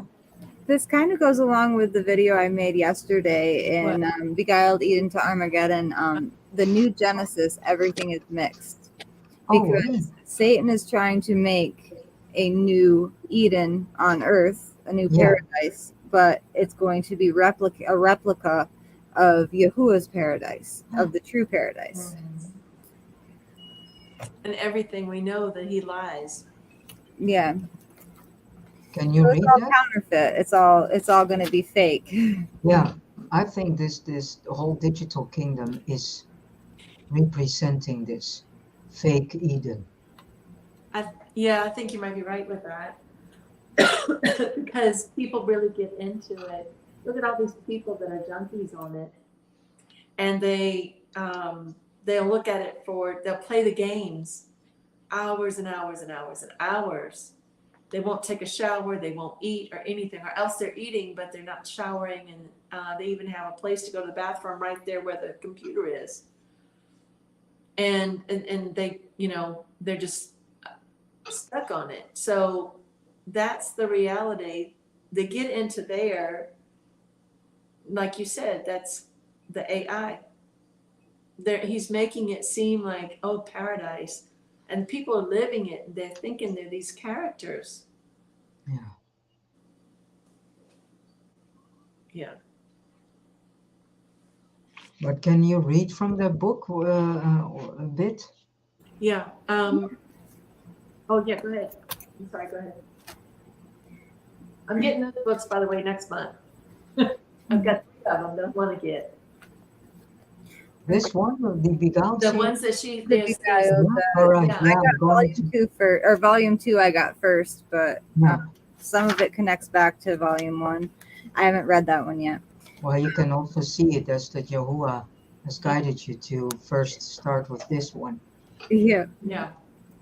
Okay. Today, scientists believe they have earned inalienable rights to manipulate blueprints of all Earth's life systems. This is evident in the growing number of grains, fruits, and vegetables being produced without seeds, while others are so genetically manipulated their seeds will not regenerate. This is an abomination to our Creator, who designed everything He created to produce regenerative seeds after its kind. So each time you eat a seedless watermelon, tomato, lemon, etc., remember its overall composition was man manipulated and not created by Yahuwah. Large corporations are altering our world's food supply through such manipulation. Each year, more and more people are experiencing food allergies because our bodies were designed for pure foods, not genetically altered foods. These increased alterations are breaking down the immune system by creating toxins the body cannot rid itself of. Flavor enhancers are being poured into food to hide what has been done, to make it taste better, and these enhancers are also triggering serious reactions as well. When you taste genetically altered lemons, grapes, tomatoes, etc., they are bland, yet look perfect and are so much larger than Yahuwah's initial creation. Genetically modified food is missing the most critical component. It is not Yah made. On top of this, the food industry has learned to layer sugar, salt, and fat to hide GMO blandness. In fact, they are making them hyper-palatable, according to Tufts University Health and Nutrition letter. When Snacks Attack, October 2011, page 4, the letter quotes Dr. David A. Kessler's book, The End of Overeating, that food is being engineered to make your brain release neurotransmitters like dopamine, which produces pleasure. This ensures food becomes a craving, just like a drug affecting the same area of the brain, producing serious addiction. Loss of dopamine in the brain is a major concern of people with Alzheimer's and Parkinson's disease. Could our food be the very culprit causing these serious escalating diseases? And then it talks more about GMO foods, and then Satan's agenda using biogenetics to counterfeit everything on Earth is so he can set up his self-proclaimed new genesis of the mixed. Yeah. Satan has been successful for a long time, making people believe he is equal to Yahuwah by mixing in a little of Yahuwah's knowledge of good with his knowledge of evil, just like he offered to Adam and Yahuwah, and it cost them paradise. Satan's mixing has continued throughout human history, trying to destroy Yahuwah's pure wheat with his serpent tares. Though growing in the same field, they have never been, nor will they ever be compatible. Our Creator hates mixing and promises extreme condemnation on those who do not heed his warning to remain pure at all costs. In Genesis, Adam and Eve, or Kua, were warned not to touch or eat from the tree that mixed good and evil, because it would bring their death. They did not listen, and their sin led to death. Adam and Kua knew Yahuwah's truth, but chose to ignore it, thinking Yahuwah would never find out. There is nowhere to hide in a world created by Yahuwah. This is his world, and he is going to find anything hidden that does not belong in his creation, because it will be harmonically resonating against his divine plan like a big red flag. And there's like 2 more pages to this, so, or 3 more pages, so I'll stop. Well, like the junk food, there are so many people addicted to it. Why is that? Yeah, certain junk food I have a hard time staying away from, but when I did a fast, like some of the foods I was eating I didn't like anymore at all. The same for me. And when I was a kid, fruit, I loved fruit, and most fruit had a lot of lemons and so on. They had seeds, a lot of seeds, but nowadays you hardly can find one in it. the seedless grapes, but also I think a year ago or something they introduced um, small tomatoes with honey taste. And then I have something, people, don't you see? That's not natural. That's a manipulated seed, mixed with something else that gives this honey taste. So people need to wake up to the fact that the food is altered. Yeah. My grandma used to get the seedless grapes when I was a kid, but I didn't know that they were that like I didn't really realize or put the dots together when I was little. Your No, mic, Sister Roz. We've all eaten that kind of stuff. Thank you. We've all eaten the kind of thing that was, you know, bad for us. And but look at how I'll say this, and it's going to take it off maybe on a little bit of a tangent, but it's not really. But look at Sweet and Low. Okay, that pink packet started out in the 1930s as glue, and then they changed it because it was sweet. They made it into a sweetener. That's the kind of stuff that they do to us. The yellow packet. That yellow packet is actually Splenda, and what it is the chlorine is attached to the sugar molecule, and it makes it sweet. So that's how they take make it so that it's not harming you, but yet when it gets into your system, your body is still craving sugar, and it actually feeds that sugar craving. And it's coming under a different name, but those do it just as much as sugar. They're just as equal is also bad. Equal does the same thing. Equal was also something to do with it. It was another kind of chemical that they changed into something else because somebody tasted it and it was sweet. And they've done that to us for years. So, yeah, it's becoming harder and harder to eat proper clean food. mhm. Yeah. Oh, by the way, I have to tell you, because I was just enlightened about that this morning through somebody, but it was also Ruach talking to me because it was my time to understand it. I had told you about number 6 the other day and not cutting of the hair and everything, and not, oh shoot, what's it called? The vinegar and vinegar of wine and all that. Well, the main part of that is they were still having, with that, they had to do a sacrifice. If they sinned, they shaved their head. If they, Oh yeah. if they uh, sinned, they also had to do like 2 turtle doves or something. If a man died next to them, they had to do the shaving of the head, even though they didn't kill the man just dropped dead, but natural causes. It was still, they were there and they had to shave their head and everything. So, what was abolished with Yahusha? No more sacrifices. So, it wasn't my time to understand that part of it, but I understood it today about it, with it, that it was um, with no sacrifices. How could you be doing number 6 and doing a covenant with that? And if you sin, you have to do a sacrifice of blood. How can you do that when he abolished the blood sacrifice? He was the blood sacrifice.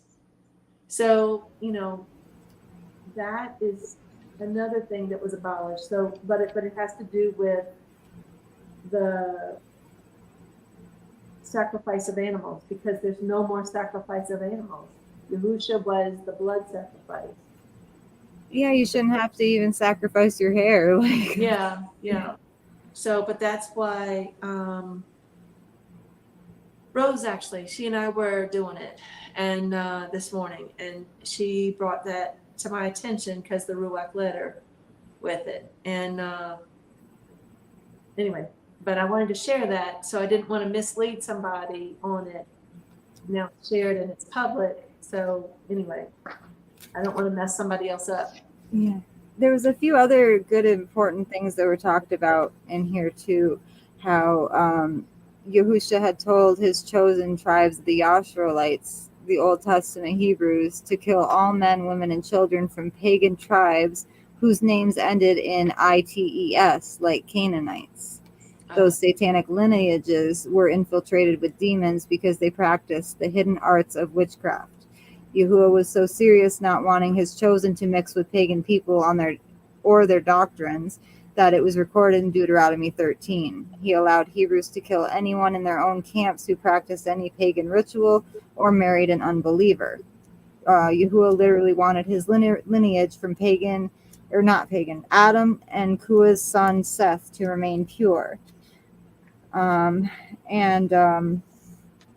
Noah was the only pure man left in the human race to have heirs after when they had the flood. And then there's another part about if linen is woven with other materials, it literally changes the frequency of the cloth. Yeah. Harmonious frequencies are very important to our Creator. If tuned on Yahuwah's channel, a person cannot be overtaken by Satan. But if one chooses to listen to Satan's channel, do not expect to hear from Yahuwah. Reception through the pineal antenna cannot mix their signals. Yahuwah did not make mankind's pineal gland to receive dual messages at the same time. You have to choose who you are going to listen to. You cannot love them both. According to Luke 16:13, no servant can serve two masters, for either he will hate the one and love the other, or else he will hold to the one and despise the other. You cannot serve Yahuwah and Mammon. Yeah. See, like this is cotton.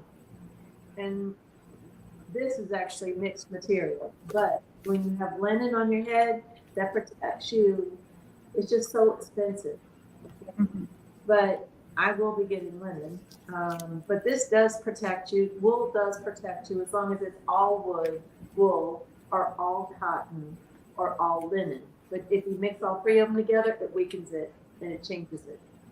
So linen is definitely by far the best for clothes, for everything. I have a hard time finding clothes that aren't mixed or don't have something mixed in with it. Yeah. Even if it's 90-something% something, they're still adding something to it. Yeah. That's deliberately done, and that's why I say it's getting harder and harder to to live in accordance with how Yahuwah wants us to be, because everything is mixed. Yeah. Mm-hmm. And then you think you have it, and then you come home with it, and you miss, you didn't saw or read it, the label good enough, and then it's mixed. So it's becoming so tough in this world to live proper life, in the way as Yahuwah wants us to live. Yeah. With that, when I get my stuff, and I'm always shopping on Amazon with it, there is another place that I have gotten that you can get like solid cotton of these. And by the way, I wear it all the time because if I want to go break out into prayer, I break out into prayer. That's why I do it. That's with it, because it also protects your head from anything, because you're praying directly to him.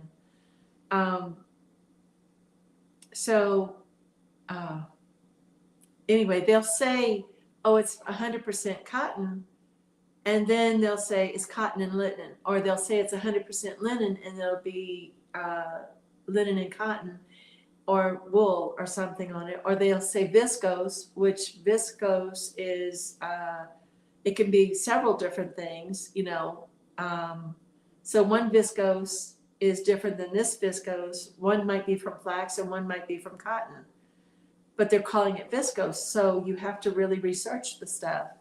But there's there are some head wraps that you can get that are on there that are linen, but they run like around $40 for it because linen is just that much, they know that's why they have it so high, you know.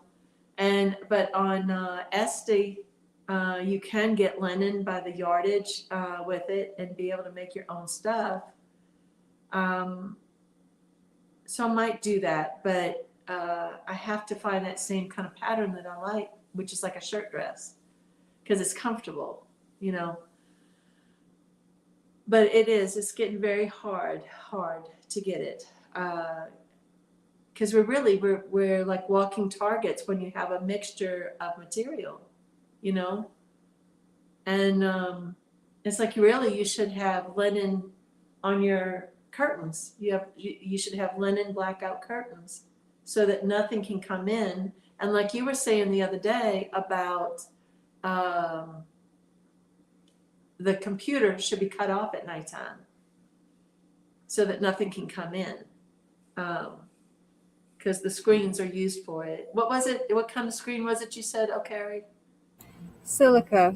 Yeah, silica. Yeah. Yeah. You're right.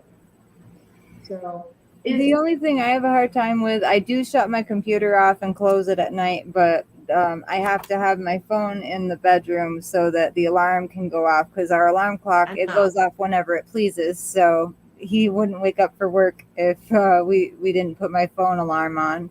And then I listen to the meditations to Yahuwah on online ministry. And my headphones, they're so old, they end up shutting off in the middle of the night, and then we're hearing other stuff come through, like notifications and stuff that ends up waking us up. But or more so wakes up my husband than me. But like I don't know, the phone. Like I know phones aren't good to have in your room when you're sleeping, but I use it for the meditation and for his alarm. Yeah, I know. I'm guilty of that too. That I keep my phone with that at times when I need it. But actually, if you pray to Yahuwah, He will wake you up. He'll wake you up whatever time. He's your alarm clock. And the more I'm realizing that, because I've always would think about a time to get up, and I'd get up at that time. And that's I have experiences too with that. If I have an appointment and I say, okay, then I have an appointment, so I need to wake up by that time. Really, I'm an hour before the alarm clock goes off, I'm awake. Yeah, and that's Yahuwah. Yeah. Yeah. And usually it's that I never used alarm clocks in my life, actually. Yeah. Because most of the times I had them and still have them, but if I set them, I always an hour before it awake. Mm-hmm. So I was like, why do I use it? Because someone is waking me up. It's a beautiful thing. Yeah. Having the Father. Oh, there was a guy the other day over here, and I invited him to come on Friday. I do the fellowship here that I'm trying to, but I haven't had anybody show up yet. But he said that he was going to come on Friday, and I believe he's going to be a leader. And that's my strong feeling with it. And he actually said something that they don't want here, and it fit in perfectly with what Yahusha used to eat with, that he would eat with the sinners. And I'm not judging him at all. I'm just saying that what he had said fit perfectly. And it's like, and that's why I have such a strong feeling that he's going to be a leader. So, and that would be a wonderful thing. I just pray he comes on Friday. So, Okay. So sent from the garden on Genesis 3:23, sent forth from the garden. He said a loss of harmony, a lost paradise. So, and Kinsley had said separation and put a divide. That's what she had said the other day. What do you come up with for 3:23? Okay.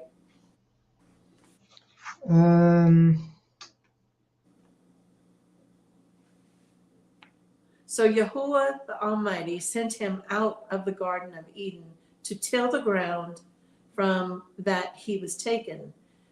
And he drove, oh wow. He's tilling the ground from that which he was taken. From which he So was in other words, he's tilling his own flesh. Yeah. Wow, that just stood out. Yahuwah Elohim sent him out of the Garden of Eden to till the ground from which he was taken. Yeah, I never realized that before. And From he which wrote he, in, Adam, was taken. yeah. So wow. He's tilling the ground of his own seed going to be coming up. Yeah. Wow, that's very.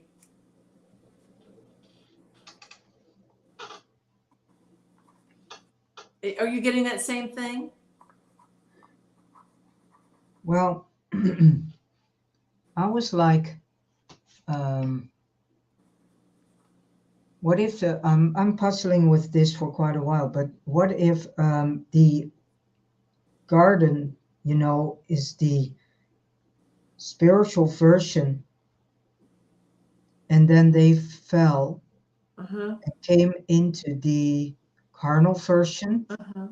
the materialized version of the garden. Yeah. And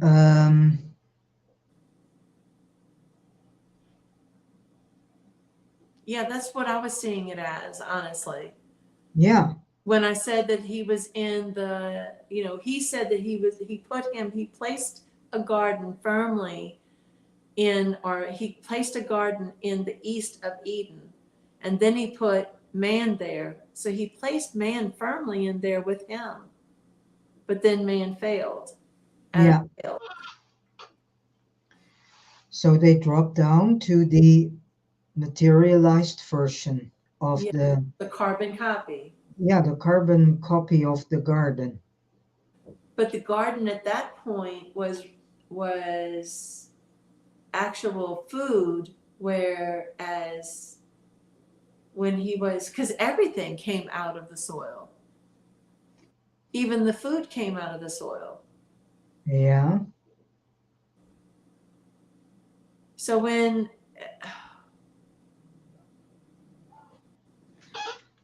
okay, so in other words, this is basically saying, this is what's coming to me right now, that he's tilling the ground from which he was taken. So he is he's breaking his back, basically tilling the ground, because there were stones, there were everything. It's not easy to till the ground. No. So he's having to work really, really, really hard. But that's wow. That's a very, very I have another book. I what? need to take that from the shelf. One moment. Okay.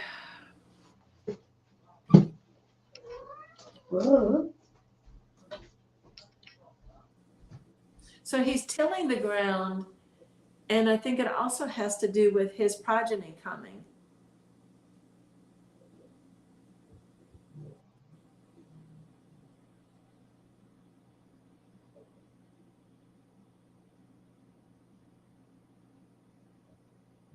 glad you came today, Kinsley. I missed both of y'all yesterday.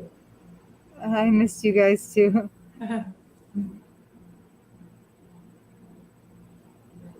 It's always nice, when we fellowship. It really is.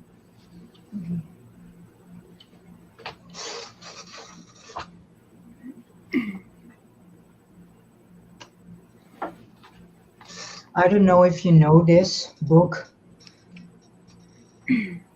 Which one? The first and the second books of. Okay. Yeah. You have to be careful. You have to be careful. I had heard that those were having to do with witchcraft. Okay.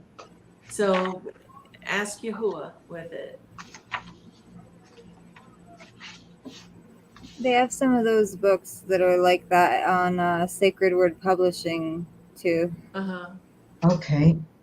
Sacredwordpublishing.com. Where It's is the it? book of Adam or the book of Eve. Or the book of First and second books of Adam and Eve. Yeah.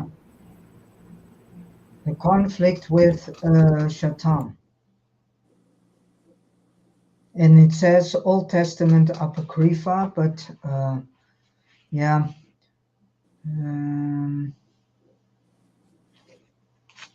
Where was it? Where are we? Genesis 3.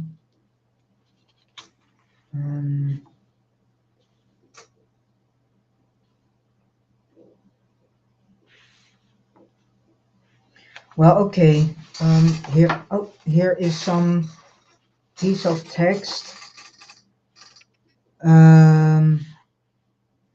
It says, but when our father, I need to see the just below the garden.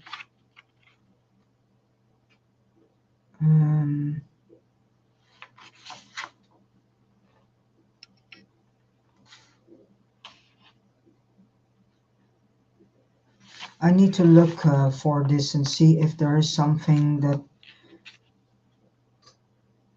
some sentence or something that relates with the end of the chapter 3 Genesis.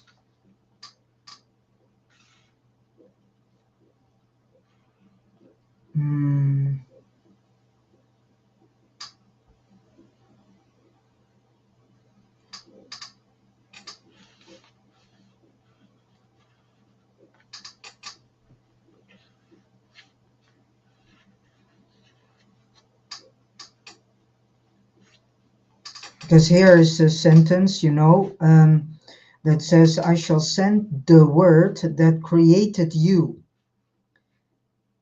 and against which you have transgressed.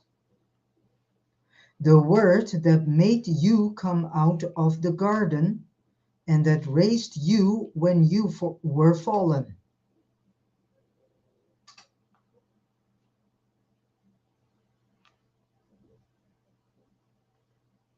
And here says, yes, the word that will again save you.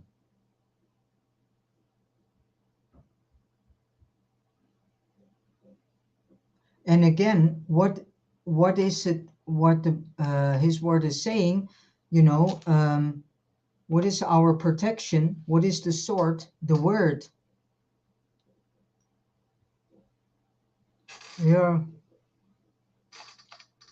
Your mic. Thank you. It's Yahusha. The word is Yahusha. Yeah. Which is Yahuwah Sebaoth, or they used to say Yahuwah of host.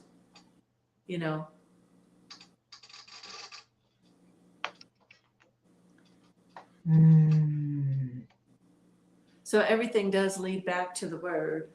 Yeah. Yeah. It was a sister that had told me about that. We have to be, because you see these books were all kept by the Catholics for a long, long time.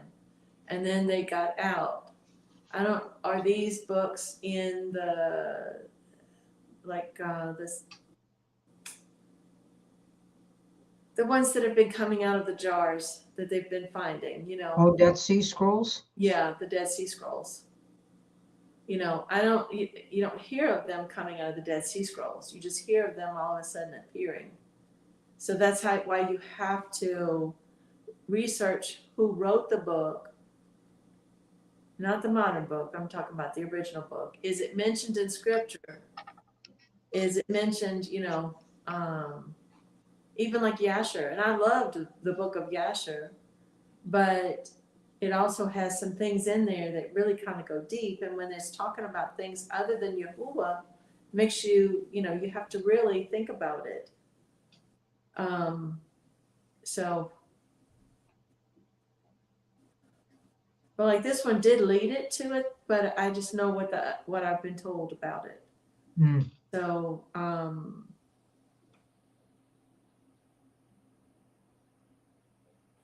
I think pretty much that we will, you know, there might be words here and there that are truth in there in these things, even like the Book of Enoch. You have to be very, very careful with the Book of Enoch. And the only thing that I do feel is real is the one where it speaks of Gadriel, which is the God. You know, I just knew it at that point that was talking about Satan. And that was explaining about the God of the world, the God that's on the money and all that. So anyway.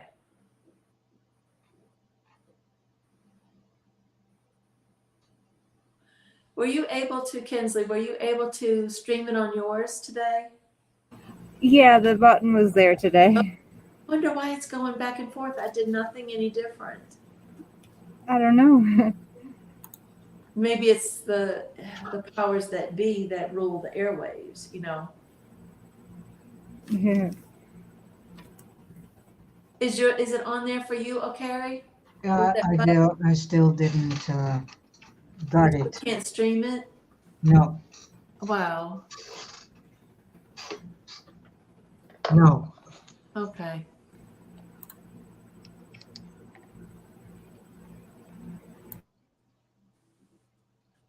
Well, I don't know why that it's like that. Another sister is on, I see. Yeah. Yeah. Kathleen. Yeah, she was. She's she's not at home, but it's nice that she checked in Yeah. to say hi. Yeah. So let's see. So for him to be tilling the ground from which he was taken, meaning he was his own burden on his back, huh? Hi, yeah.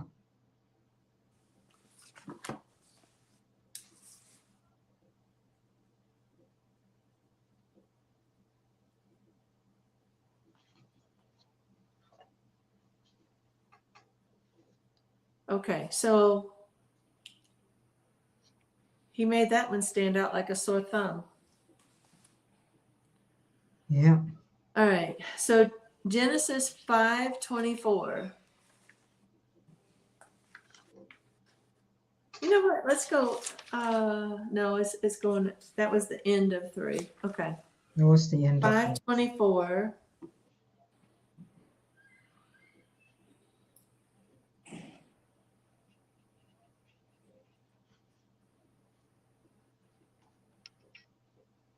After he brought forth, I'm going to start at 22. After he brought forth Methuselah, Enoch walked with Yahuwah 300 years and brought forth sons and daughters. So all the Yamim of Kanok were 365 years, and Kanok walked with Yahuwah. Then he was no more, for Yahuwah took him. So walked with Yahuwah, let's see. He took him. He didn't even go into this other part that he should have. So I see walked with Yahuwah, which meant that he was Ruach to Ruach with Yahuwah. Mm-hmm. And he didn't even do that as an idiom. You know what I'm saying? And then he went to let's see. It says Yahuwah took him away, but then he was no more, for Yahuwah took him. Yeah. So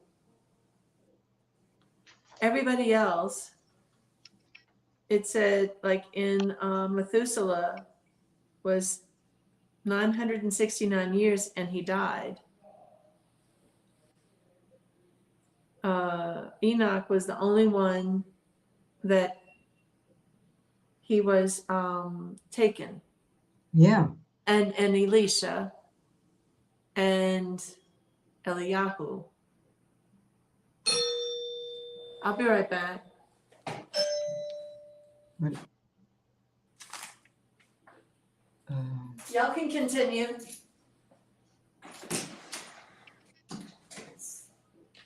Was Elijah not Eliyahu?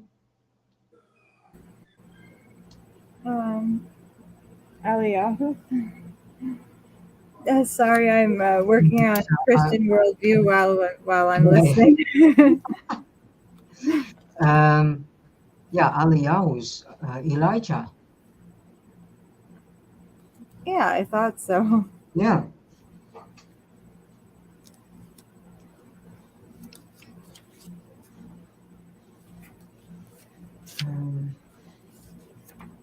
How far are you with your study then?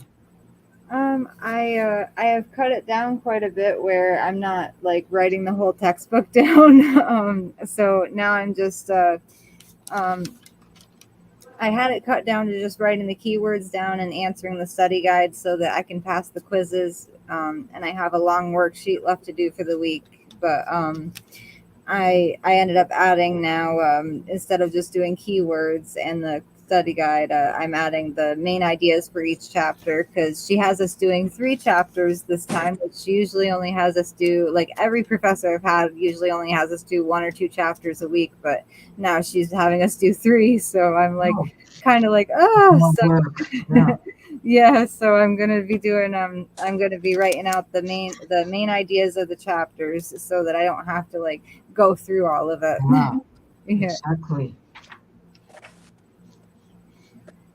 And something that stood out that was strange to me was absolute truths, because it means that truth is objective and true for everyone. Huh? So they've twisted absolute. Yeah. Yeah. Wow. Yeah, they have a very strange definition for it. Uh-huh. But absolute morality, they have a moral standard that applies to everyone. Revelation from Yah and the Christian perspective about suffering work together as an important implication of Christian worldview, because what is really true is true for everyone, because there is a moral standard revealed by Yah, and because suffering is the result of sin, rebellion, or simply imperfect actions of people, Christians have a calling, it says. So a lot of it is like backwards. Like it's all twisted. Yeah. Well, the Christian faith actually thinks that they're the chosen people. Yeah. The Jews think it, the Palestinians think it, and then you've got,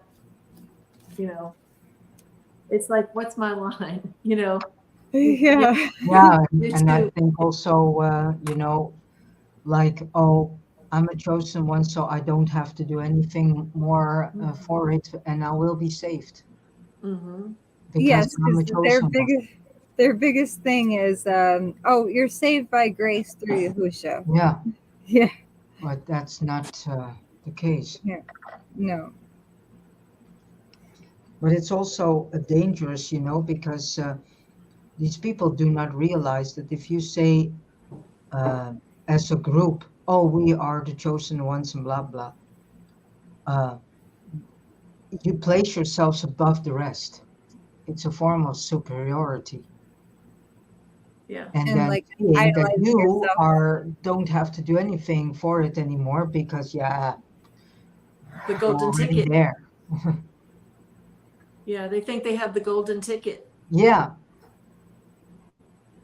That came out in that Yeah. movie, the Chocolate Factory, Willy Wonka. Oh yeah. You know, that golden ticket gets you into Yeah. anything, but they don't have it. It's You have to interesting if still do you your work. yeah. So, But Eliyahu is Elijah. but there's Elisha. There's Oh, Elisha. Elisha. Yeah, Elisha and Eliyahu and Enoch that were, was it transliterated or translated? Transliterated, I think.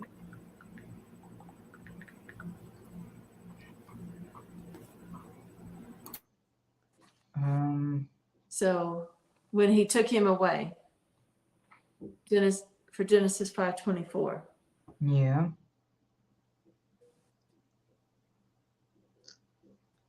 Yeah, I But I find don't that know. I mean, quite uh, weird in such a way that, then it says, yeah, Yahuwah Elohim took him. One day he was gone. But he was no more. um, whom was Kanok then? Wasn't Kanok then maybe also representing in some way Yahusha? Yeah. All these stories actually end up to where they represent other things later on in scripture. Oh, did no more get used in the New Testament for Yahusha? No more? Yeah, those two words stand out. Then he was no more, for Yahuwah took him. Yeah. No more was used. So you're right.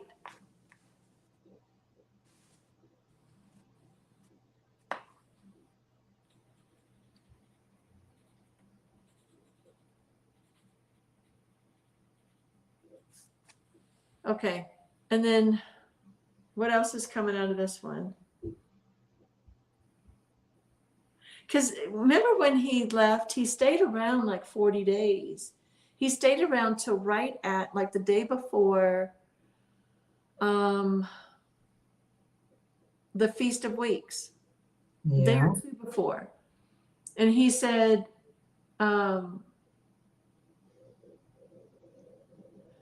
this was after he had risen from From the dead? yeah, after Okay. he had risen. And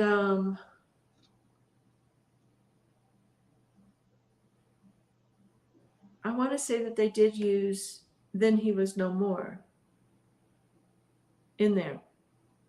In Well, the new in the renewed? in the when Yahusha left, the very last time, when he left after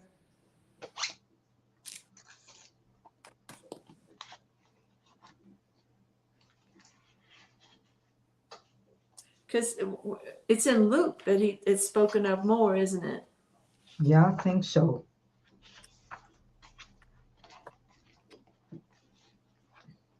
And in here, Luke is actually, yeah, Luke.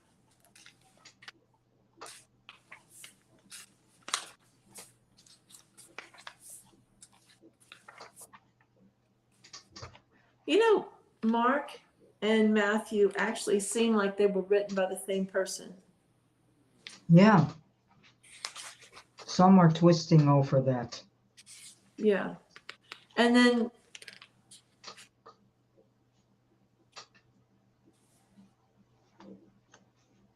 And it came to be when he sat at the table with them, having taken the bread, he blessed, and having Where's broken. this? This is Which in Luke 24, okay. actually. I came right to it. Oh, you were guided to it. Yeah, right to it. Yeah. And I knew it was going to be in the last chapter, but I went right to where that one thing was. And it came to be when he sat, it's number 30. Yeah. And it came to be when he sat at the table with them, having taken the bread, he blessed, and having broken, he was giving it to them. And their eyes were opened, and they recognized him, and he disappeared from their sight. Yeah.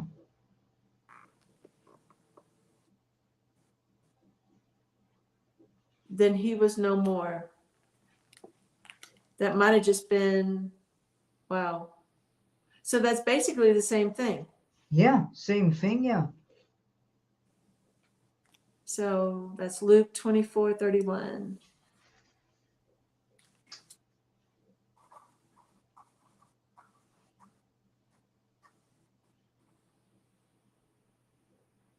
Yeah, because I don't think it was like that in Mark or Matthew.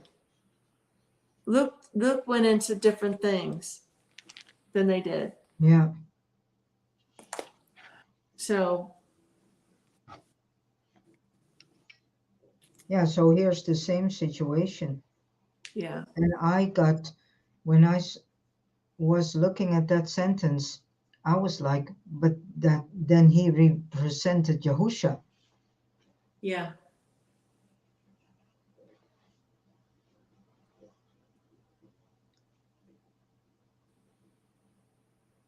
Just like Yitzhak represented Yahusha too, and Yitzhak? Abraham.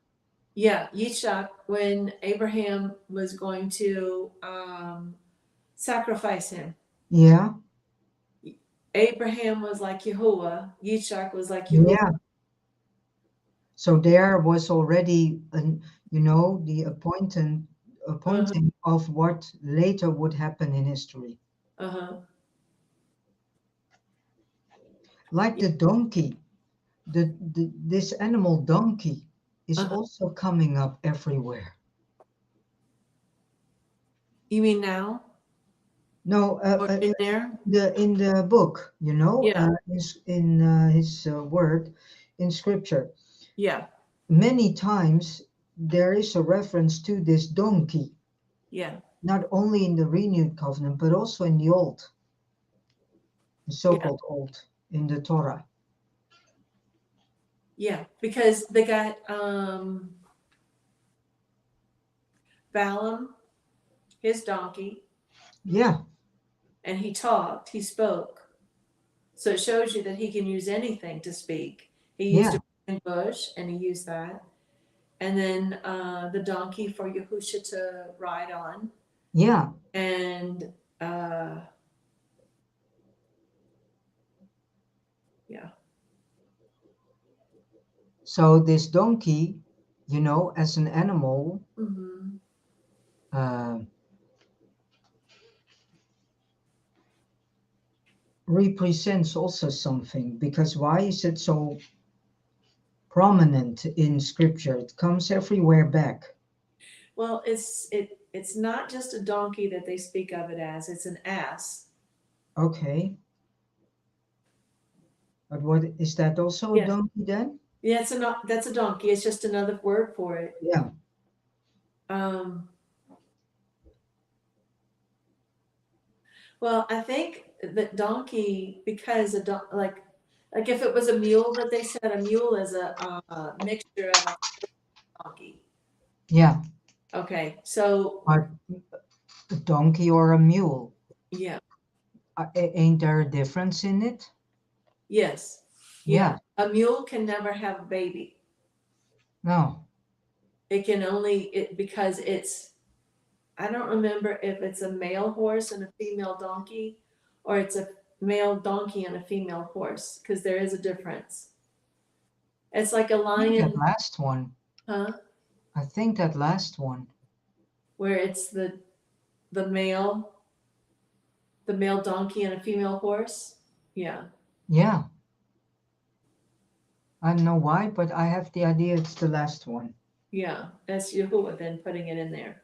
It's like, they people love uh those kind of shoot that particular kind of thing, the mule, because they're smart, but yet they're not right, because if they were right, if they were supposed to be, then they would be able to breed, and they can't breed No. at all. They can't have any more babies. Now, you look at the same thing, and people, it just boggles the mind when people are saying they like lions and lions and tigers. If you take a female one and a male of the other, it's a tigon. And if you do or reverse it, and then you reverse and do the female of one species and the male of the other, it's the opposite. If you did it like this and this, you're going to do it like this and this. And you've got the liger, you've got the tigon. So these are not naturally made like Yahuwah. The lion is. Yeah, they're an abomination because they're this, and people will get so aggravated because I'll point it out. I'm always pointing out animals that are fake, and I'll say that's a drawing, or that's just got the color manipulated, and I'll find it. Or these fake animals, they're also wanting us to get used to having fake animals because they want fake people. Yeah. So, okay. So the next thing we got, it says 6:2. You want to read 6:2, one of you? Chapter 6, verse 2. Uh-huh. Wait. And it came to be, when men began to increase on the face of the earth, and daughters were born to them, verse 2, that the sons of Elohim saw the daughters of men, that they were good, and they took wives for themselves of all whom they chose. You want to know what his definition of that is? Yeah. Good men, the descendants of Seth. Does that sound like the descendant of Seth? No. Seth, no. That's the angels that fell.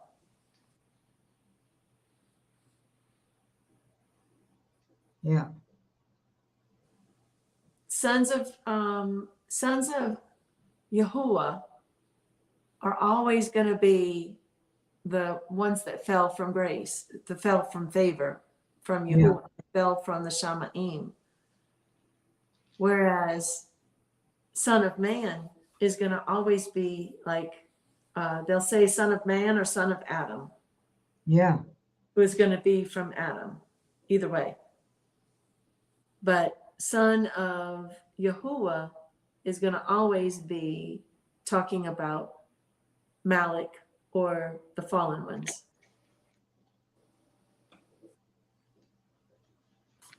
So then Genesis 6:3, go on with that one.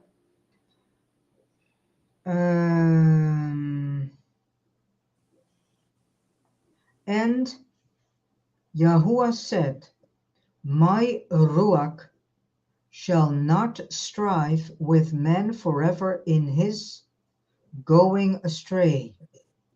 He is flesh, and his yomim, or days, shall be 120 years. So with that fall, also the age of man started to fall and decline into a max of 120 years. Yeah. It says, my spirit, we know it's Ruach, shall not dwell in man forever. And it says, I have become weary and impatient, a scribal note. So what we had figured out the other day was it was sin and fell from favor. Yeah. Yeah, we lost favor in his Yeah. eyes. And that's why he shortened the days of life to 120, and then he shortened it half of that. Some people are half of that they go. Yeah. So then you got Genesis 6:6. Ja. Kijk hoor.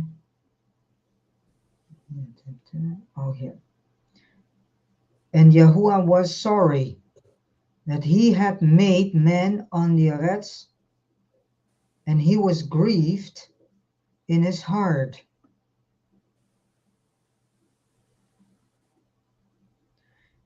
And verse 7 says, and Yahuwah said, I am going to wipe off man whom I have created from the face of the earth, both man and beast, creeping creature and birds of the Shamayim, for I am sorry that I have made them. Okay, so he put on here the Lord was sorry that he made man, and a scribal note, see Old Testament light lamsa. So he really didn't put a definition. So he was sorry that he made man. He was sorry that he gave them, because going back to Genesis 1, he put them in a special place, and then they disobeyed him. So in Genesis 1, where he put them in the east of Eden, and in the east of Eden, he planted them there, which meant that he planted the garden there and then put man, which meant that he put all of his rules, all of his foundation there for them. Yeah. And then they chose to go against him. And then on here, it's saying he was sorry he made man. So because they were unrighteous, they were not like him. They were disobedient. Yeah, unrighteous. And they were wicked. Yeah. And so he took the light at that point from them. And now we need to gain favor in his eyes. Yeah. To get his ruach in us, which is Yahusha. Yeah. And it always was. Yeah. Yeah, and so we get this if we can keep his Shabbat. Yeah. Because that is the test. Yeah. And if he sees that you can do week after week for quite a while, do his Shabbat, then he says, okay, I will give you my ruach, piece of my ruach. Yeah. Because I think it's really working like this. If you are immersed, I think it could be that you're not directly getting the ruach. I think you need to go through a sort of process to get it. Yeah. We're in the fire right now. Yeah. We're being cleansed by the fire. The dross is being cleansed out of us. So I want to get re-immersed. I just don't know where yet.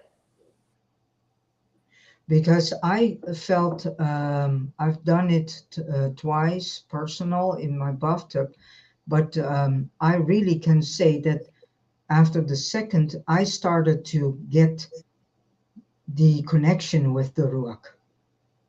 Yeah. Far more than after the first time. Yeah. And in between the first and the second immersion, I felt all of a sudden I was getting the message, to start to make tzitzit. Yeah.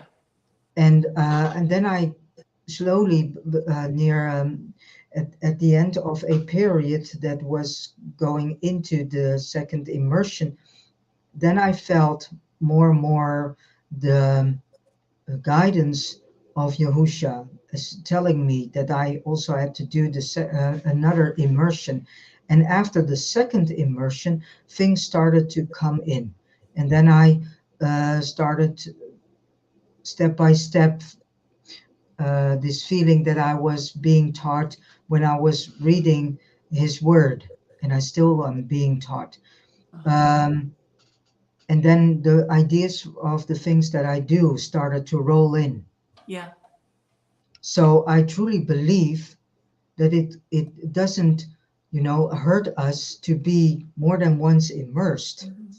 because I truly believe that if you do your first immersion, that you go into a process, and then that Yahuwah is seeing during this process if you are really can come into his, grow into favor to him, Uh-huh. that he has something like, okay, you are truly willing to be obedient Mhm. to my covenant, and you are truly willing to become also a servant. Yeah. And and I think, yeah, if I go see from his point of view, I think I would do the same, Uh-huh. sort of It's testing. test round first before you give something that is very precious to someone, Uh-huh. because getting the ruach is a very precious thing to get, Yeah. and it gives a lot of responsibility if you have it, Yeah. to keep it and to stay on the path, and yeah, to set in that type of life. Yeah.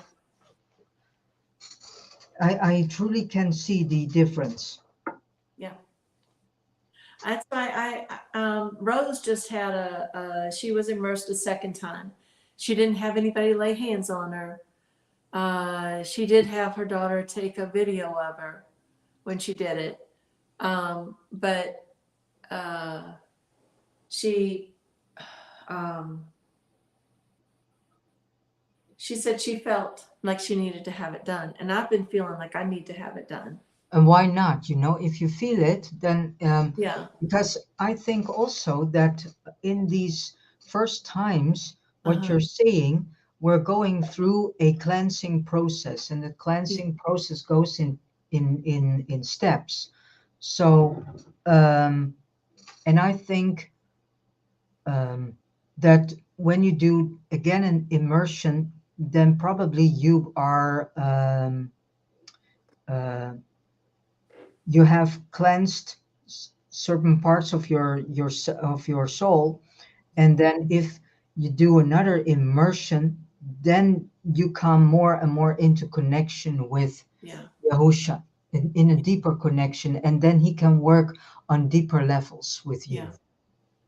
That's the repent. And because of the defilement of our heart, yeah, and due to the defilements that are running in our family line and so on, and bloodline, yeah, I truly say that it is good to have yourselves more than just once immersed. And if he says Well, so that you have to do it again, then you need to do it, because then there is a reason for it. yeah.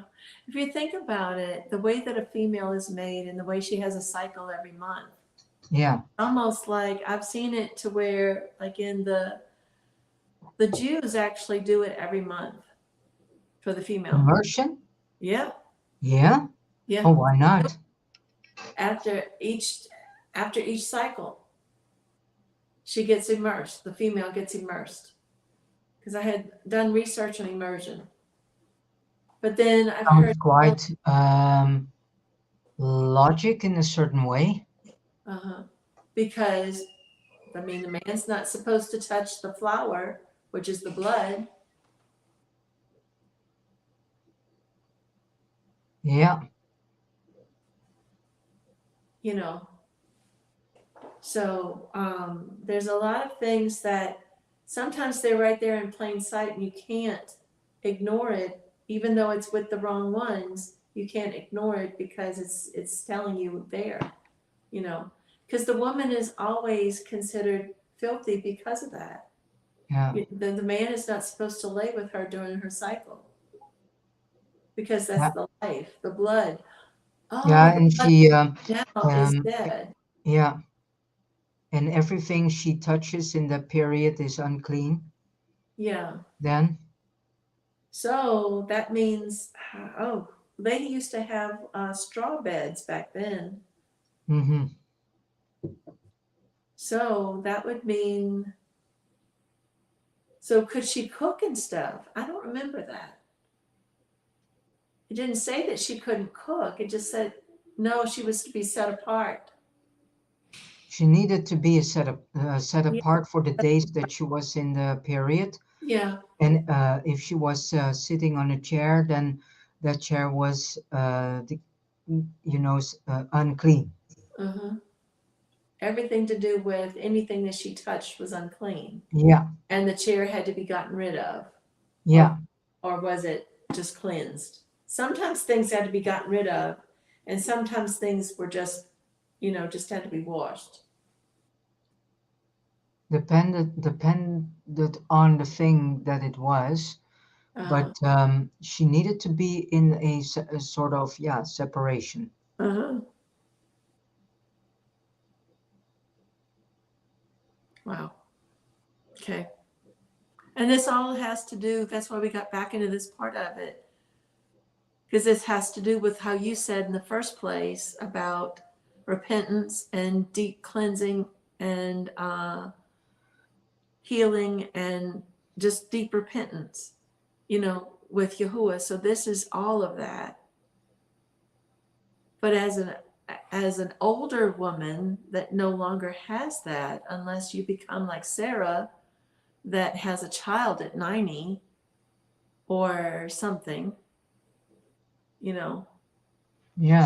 then you're not only the one. But I'm thinking that when it's when it's a woman is of that age, that she should be immersed more. Think That he about, needs that she yeah. yeah It doesn't say it in there. I'm just going by what, think about how, I don't know. We got to be led by Yahuwah with that yeah. and see. All right. So, it's only got a few more on here, and then we'll save. This is only on page 2, and look at how much we've come into. Yeah. We've come into a lot of things that he's brought us in higher information. So, okay. So the next thing, Genesis 9:13.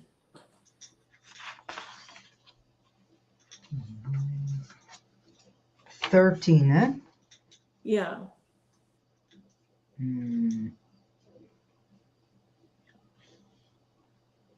Yeah. I shall set my rainbow in the cloud, and it shall be for the sign of the covenant between me and the Arets. Well, I want to stop here because I get immediate, and this is also the reason why the adversary is copying the rainbow, because he wants to have us in covenant with him. And his rainbow is, by the way, incorrect. Yeah, it's got pink in it. It doesn't have the Yeah, 7. not all the colors. Yeah, it doesn't have the 7 colors, but it's not us that he's trying to do. He's trying to make everybody hermaphrodite and gay and all of that. Yeah. And so the pride also goes with the rainbow. Yeah. Yeah. But So, yeah. the bow is actually, it's his covenant. So you can say that.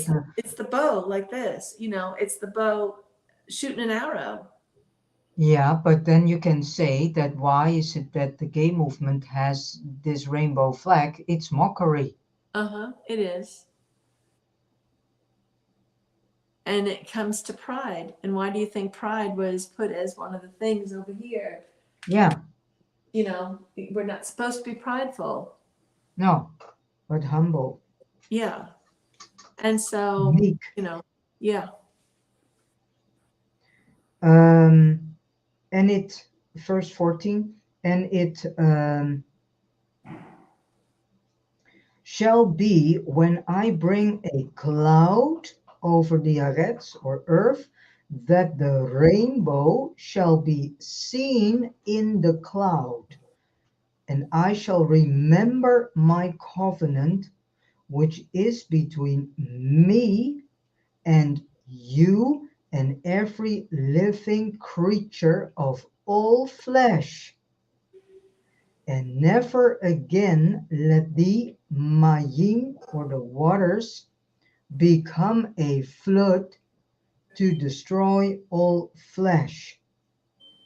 And the rainbow shall be in the cloud, and I shall see it to remember the everlasting covenant between Elohim and every living creature of all flesh that is on the earth. Yeah. And Elohim said to Noah, this is the sign of the covenant which I have established between me and all the flesh that is on the earth. So here you can read then clearly that everyone needs to obey the covenant. So those, who think that they don't have to, it is said here. Yeah. So the covenant is very important. Very, Yeah. yeah. So then you can say each time that you see a rainbow, then you need to know that it is a sign also Yeah. for you to remember the covenant, Yeah. and that you have to be obedient to it. Yeah. Wow. He put a part of his armor, because that's part of his armor. Yeah. And if you think about a bow and arrow, that's Yahusha. Because arrows have to do, and the word is the sword. Yeah. So that's a part of the garment. Yeah, the rainbow. Yeah. Part of our garment for our protection. Wow.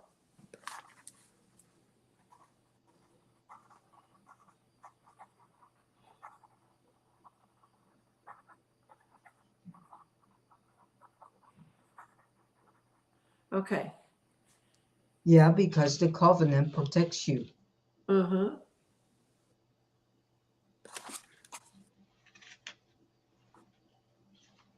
All right. Genesis 14:22. 14, 22. 10. I start with 21. Is that okay? Okay. Sure. You don't And have. the king of or sovereign of Sodom said to Abram, give me the people and take the goods for yourself. Give me the people. That Give was me the people. Does it say the people of Yasharal? no. I'm just now. That's because he would have taken all of the people from the other country. He's wanting slaves. Yeah, okay. and take the goods for yourself. But Abram said to the king of Sodom, I have lifted my hand to Yahuwah, the highest one, Al, the possessor of the Shamayim and Arets.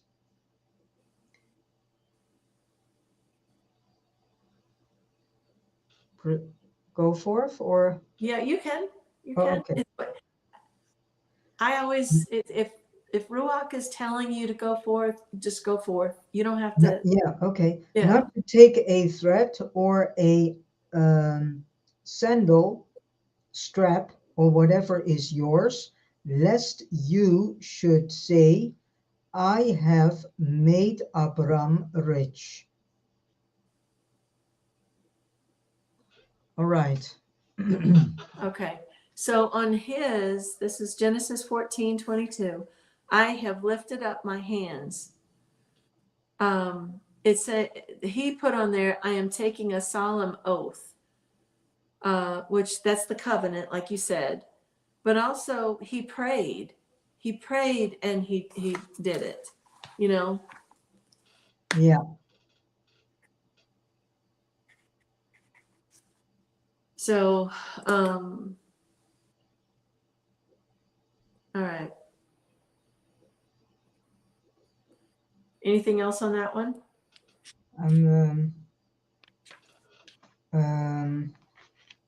I'm reading the last few sentences. 24, verse 24, except only what the young men have eaten and the portion of the men who went with me, which were Aner, Eshcol, and Mamre. Let them take their portion.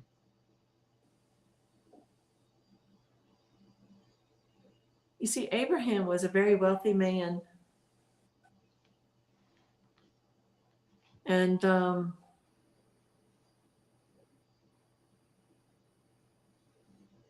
that's why he didn't need it. He was just letting everybody else have it. You say Abraham was a very wealthy man, and I get the connection with Job. So both of them were very wealthy men. Yeah. Yeah. And the connection of Job, yeah, because he Was Job not reflecting in a certain way Abraham? yeah, he was, because he lost his children, and Lot was his brother's son, the one that died, was killed by, I forget who the name of the sovereign was. The one that shoot, that Abraham's father had Yeah. blamed. Yeah, you remember when that sovereign wanted to kill Abraham as a baby? Yeah. Okay, and then he said he was furious at him because of the horse. I don't remember if I'm mixing this up with Yasher. I know that's what it says in Yasher, where it goes into more detail about it. But Abraham, as a baby, there were stars in the sky. I think I'm mixing it up with Yasher. But he was thought of. He was like Yahusha being born. He was like a foretelling of Yahusha being born, because he was very special. Yeah. And he was. I mean, But there's no, if you relate it to Job, yeah. Abraham had many questions also, just Uh-huh. like Job. Job didn't Uh-huh. understood also a Yeah. lot of things. So Abraham also didn't, because um, he not always understood Yahuwah. Uh-huh. Yeah. And that same is reflected back in Job in his questions. Mm-hmm. I didn't read Job that well, but pieces of it. Or coming to you. Yeah, but I get here in these last sentences, I get the dot with between what you're saying about Abraham and Job, and then I get Job reflects pieces of Abraham. Oh, I didn't even realize it said he made him rich. I didn't realize that. I was just going by what I knew, that he was rich, and that's why he didn't give it. He didn't want it given to him. He got everything he needed from Yahuwah. Yeah. And the same thing with Job. That's the connection. They both got their wealth from Yahuwah. They didn't get it from man. They got it from Yahuwah. And Job, because he stayed in truth to Yahuwah, you know, after all the things that Shaitan did with him, he stayed in his belief, in his trust in Yahuwah. And then he came again far more richer than he already was. Yeah, it doubled. Everything doubled. He got and he had more children. Rewarded. Yeah. And actually, if you go to the story of Abraham, it's the same. Because he also got rewarded. If he lost things, then got double back. He did. So that was the connection I needed to say here. Yeah. It's a good connection. I'll put that in here. So we're going to Genesis 17:7.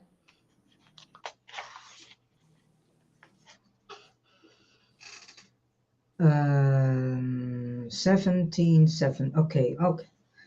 And I shall establish my covenant between me and you and your seed after you in their generations, for an everlasting covenant, to be Elohim to you and your seed after you. Okay, so in here, this is the only one that he's really gotten right. Thy seed. This is Genesis 17:7. That was the idiom, thy seed. Your offspring, your teaching. So yeah, it's both. It's you're having to teach your offspring, but they're both the covenant. Yeah. And then they will seed and produce fruit. With the teaching. Yeah.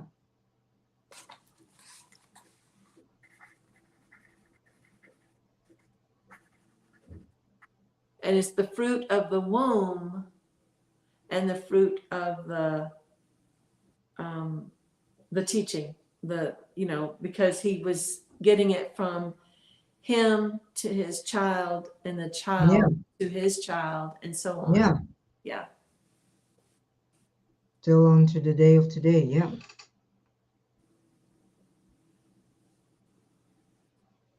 Yeah. And that's beautiful to see like this, that the seed also can, also means the word. Because the word is the seed. Yeah. He plants the seed. Yeah. Yeah. On here, I didn't realize it. And if you do not plant the seed, if you don't teach your children the covenant, then you get rotten fruit. Yeah. And they become the bad tree. And if children are being taught the commandments, and the parents have raised them in accordance with his instructions, then these children produce good fruit and they become the good tree. Yeah. So that's why it's important to pass on the word, the covenant, and to keep yourselves to the covenant. Yeah. And that's what those whom are wrongly taught do not see. That they are passing on a rotten seed onto their children. Yeah. Deuteronomy 22:8. Yeah, let's go to there. Let's uh,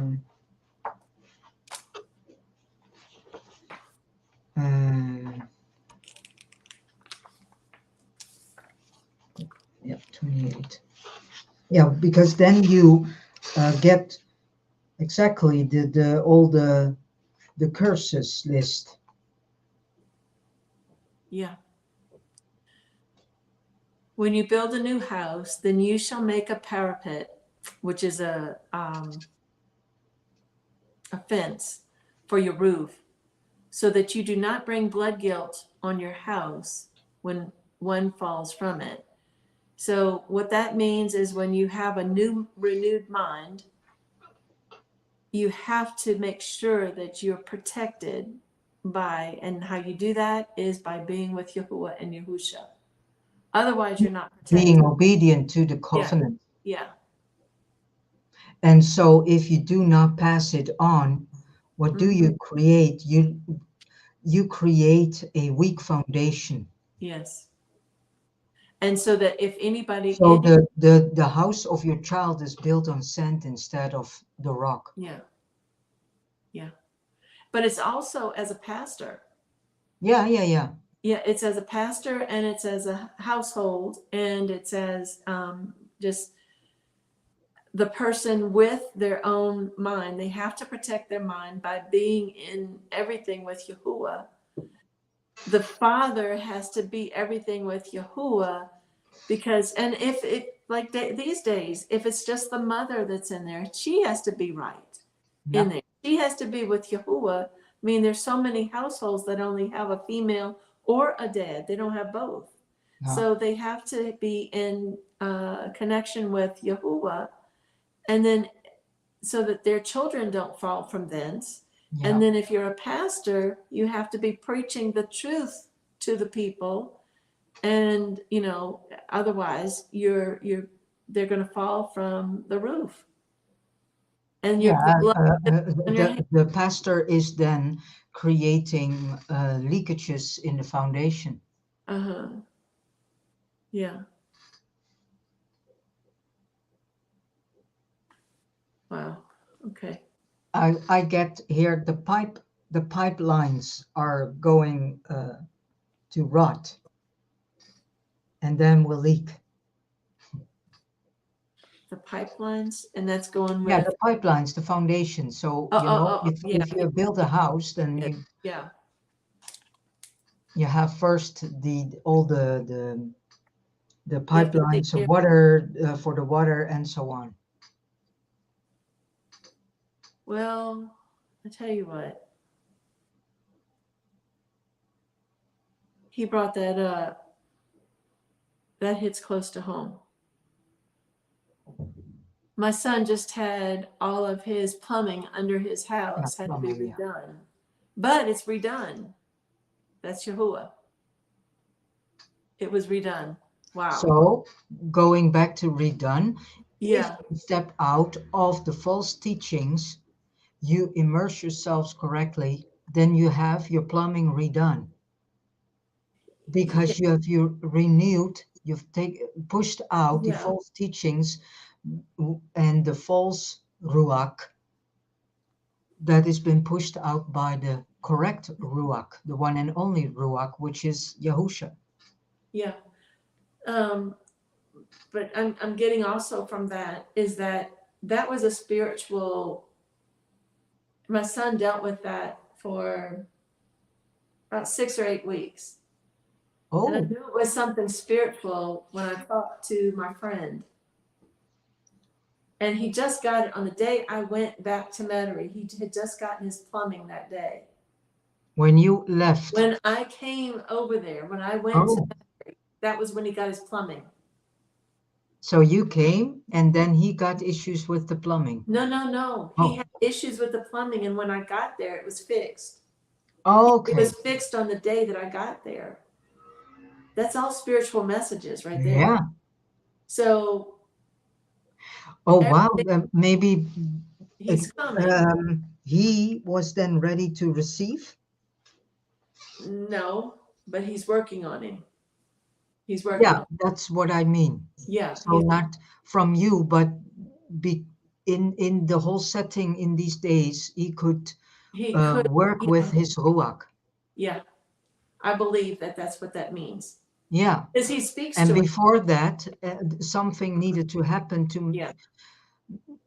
that, so that his ruach was open to work with Yahuwah.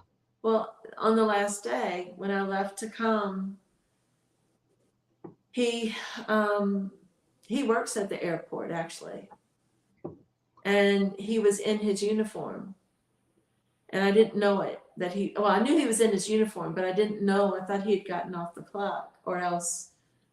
Anyway, I didn't think. But when I got through the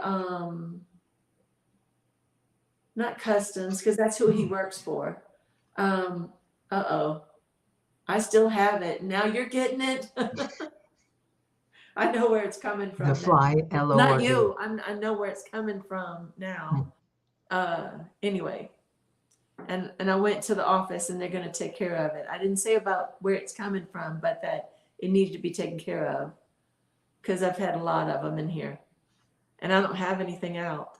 But anyway, my son said, "Did you get there?" And I said, "Well, I'm just about going through it." Or maybe I had gone through it. I don't remember at this point. I think I talked to him beforehand.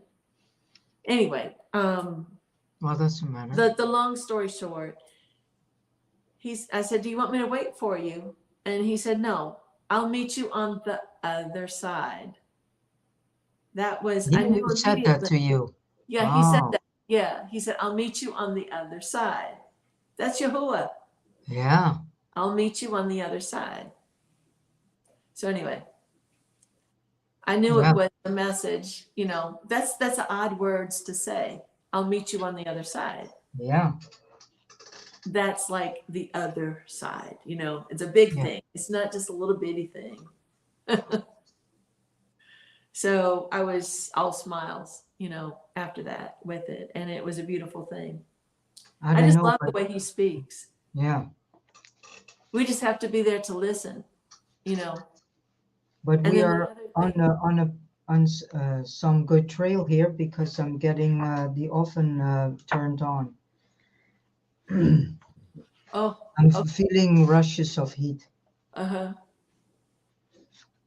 So what we are saying is in his line. Yeah, and what I just said too is in his line. Yeah. So he's working on him. That's a beautiful thing. I'll tell you something. To come back to this whole covenant, yes, it is important to come back to it if you truly want the experience of seeing fulfilled all the promises Yahuwah has promised us and the everlasting life. And if you don't, you stay on the path of death.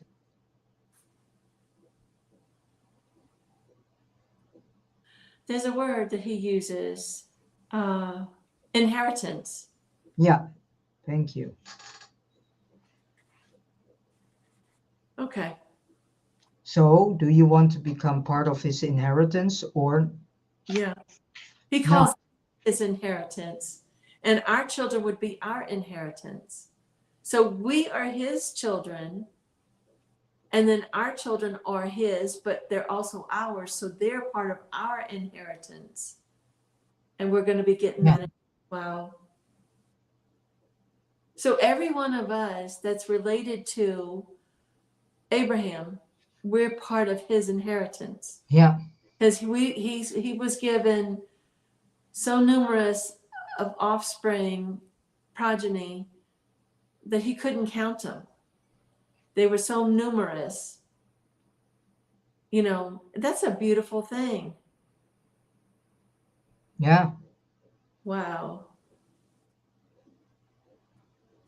And who doesn't want to be part of that inheritance? But yeah, then you need to work for it too. Yeah.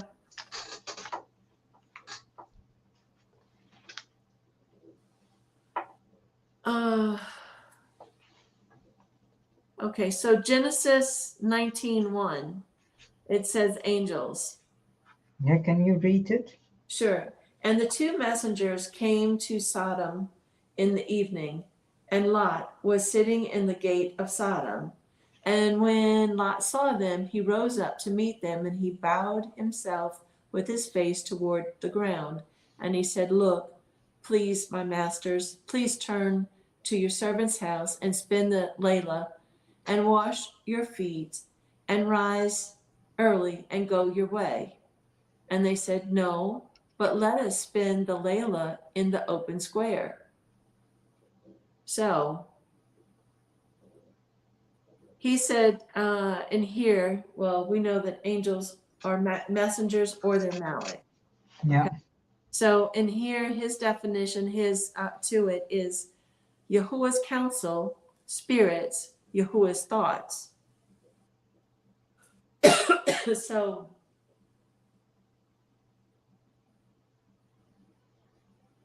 what's telling is, and Lot was sitting in the gate of Sodom. That stands out like a sore thumb. So he was partaker of the Sodom. You mean Yeah, Lot? somewhat of a partaker of it. And when Lot saw them, he rose up to meet them. Hold on. Well, there comes something loose.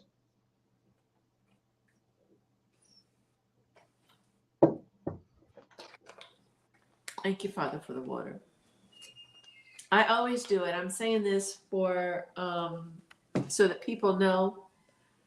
We thank every time we get a sip of water. I said it verbally just now. Normally I say it quietly, but I'm saying thank you just so that you know, thank you, to say thank you. We're to be thankful for everything, even in bad times.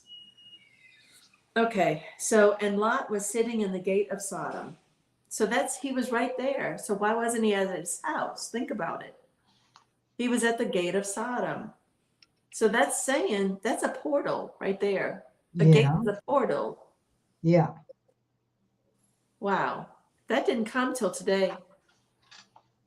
Wait a minute. Lot, Where are yeah, you? 19? yeah, we're Genesis 19? 19:1. Oh, 19:1. Yeah. Yeah, And the two messengers came to Sodom in the evening, and Lot was sitting in the gate. Yeah, he was in the portal. yeah. And he was aware of what Sodom was, but yet he Yeah. stayed there. Wow. So on here, we had come up with messengers, Malik, doing Yeah. Yahuwah's bidding. So yes, that's what they were doing, but that's also an idiom, sitting in the gate of Sodom. He's sitting in the portal, and he knows everything that's going on in there. Yeah. Wow. And then he didn't want these messengers stepping in. Yeah. So he tried to keep them out. Oh, he tried to take them from what I see. He tried to bring them, he wasn't just bringing them in there for their safety. He brought them in there to keep them from seeing the rest of it. Right? Lot? Yeah. It ended up being that they were going to be tried to kill, the people tried to kill them. Well, it Yeah. wasn't that. They were going to rape them too. They wanted to have their way with the men. Because Yeah. that's what they did in Sodom. That's why it's called sodomy. Everything is connected. Yeah.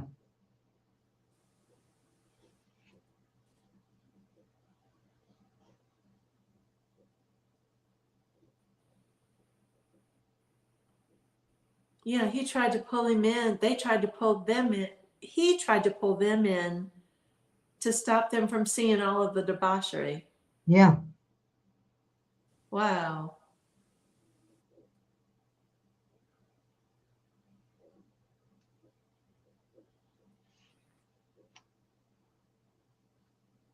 And I never realized that until, he reveals it.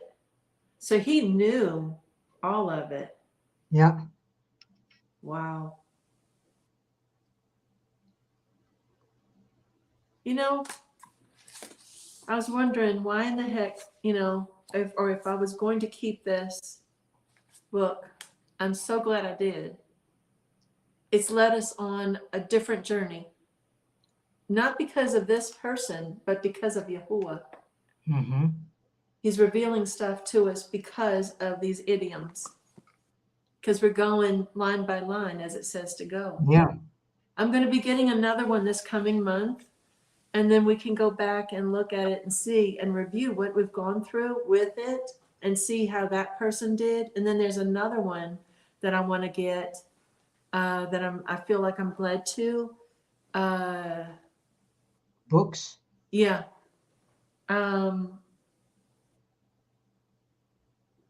It's a Hebrew idiom book.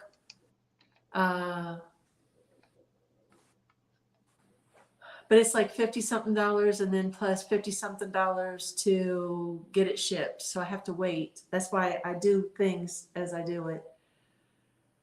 So anyway, and I want to get a shofar. I'm going to get that this coming month. Yeah, I'm getting a shofar. So. And then train. Yeah. Huh? And then practice. Yes. Yeah. I played it. I did it for the first time for last Feast of Trumpets. Mm. But it took me a bit to get it out. It took me like about probably a half an hour to an hour to get 3 notes out. Oh, so yeah. to practice ahead of time and see. Yeah. But you know something? It's also when you have your own trumpet that you're going to play it differently than if it's somebody else's.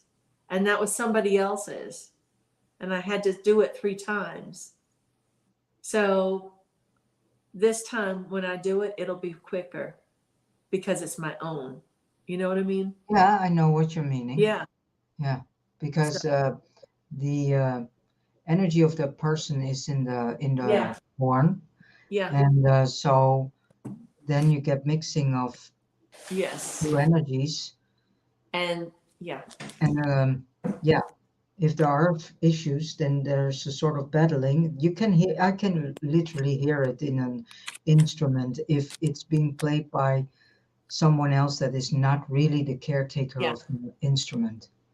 So what I said was correct. Yeah. Yeah. Because that's what came in my ruach was that. Yeah. And, so that's why it's important that someone needs to, if someone wants to play on your instrument, that it really needs to ask permission. Yeah. And then if you give them permission, and you're opening yourself. Actually know a bit of the person itself, whom the person is and what type. Yeah.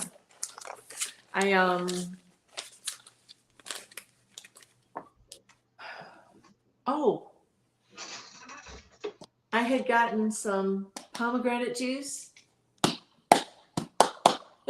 Oh, that's a nice heard bottle. The sound of it? It's not bad. No, a little bit water in. Then you can also try what sound. Yeah. It's actually got a touch of the juice in there, so that's going to be, for the all the feast. I always get pomegranate juice because I don't drink wine. So. No.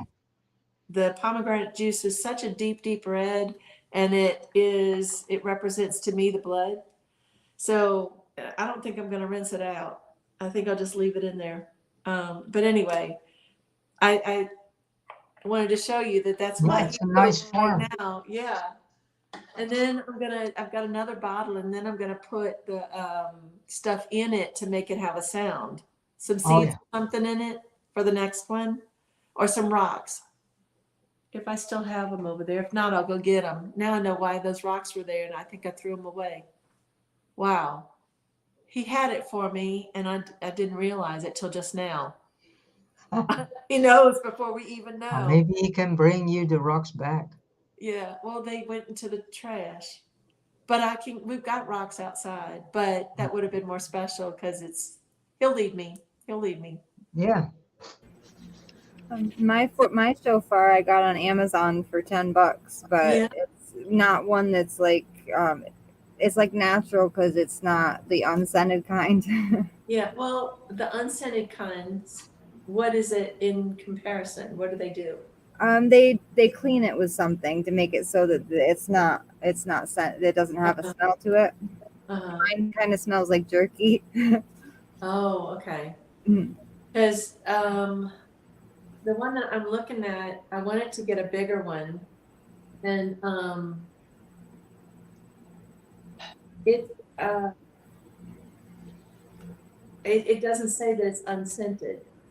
So I should get one that's unscented, or I think it's more natural if you get one that just comes natural. That's okay, yeah. because that's the one I was led to. It's a bigger one, not the ones that's like that, not the. Not just horn. Yeah, it's like that more, but it's a ram's horn versus that other one. Hoodoo is the other one. Hoodoo's the longer one. That's the longer one. Mine's a ram's horn, but it's Yes. smaller. Yeah. They have all different sizes. Some of them, their horns don't get very big. Some of the rams, they have I've like the one curve. like this. Yeah. Yeah, mine's kind of like that, but like it has like it looks like it has stripes the way it looks. Oh, Yeah. There was one that I actually liked that it was 15 inches long, but I wanted something longer with it. That was actually polished black, and it looked like obsidian or onyx. It was oh, beautiful, yeah. But I wanted a longer one. I don't know. I've just always wanted a longer one. I just know that. Anyway. So who's got a song to sing? I don't. No. No. But you always have something, Kinsley. Yeah. Yeah, I can sing one of my older ones. Uh-huh.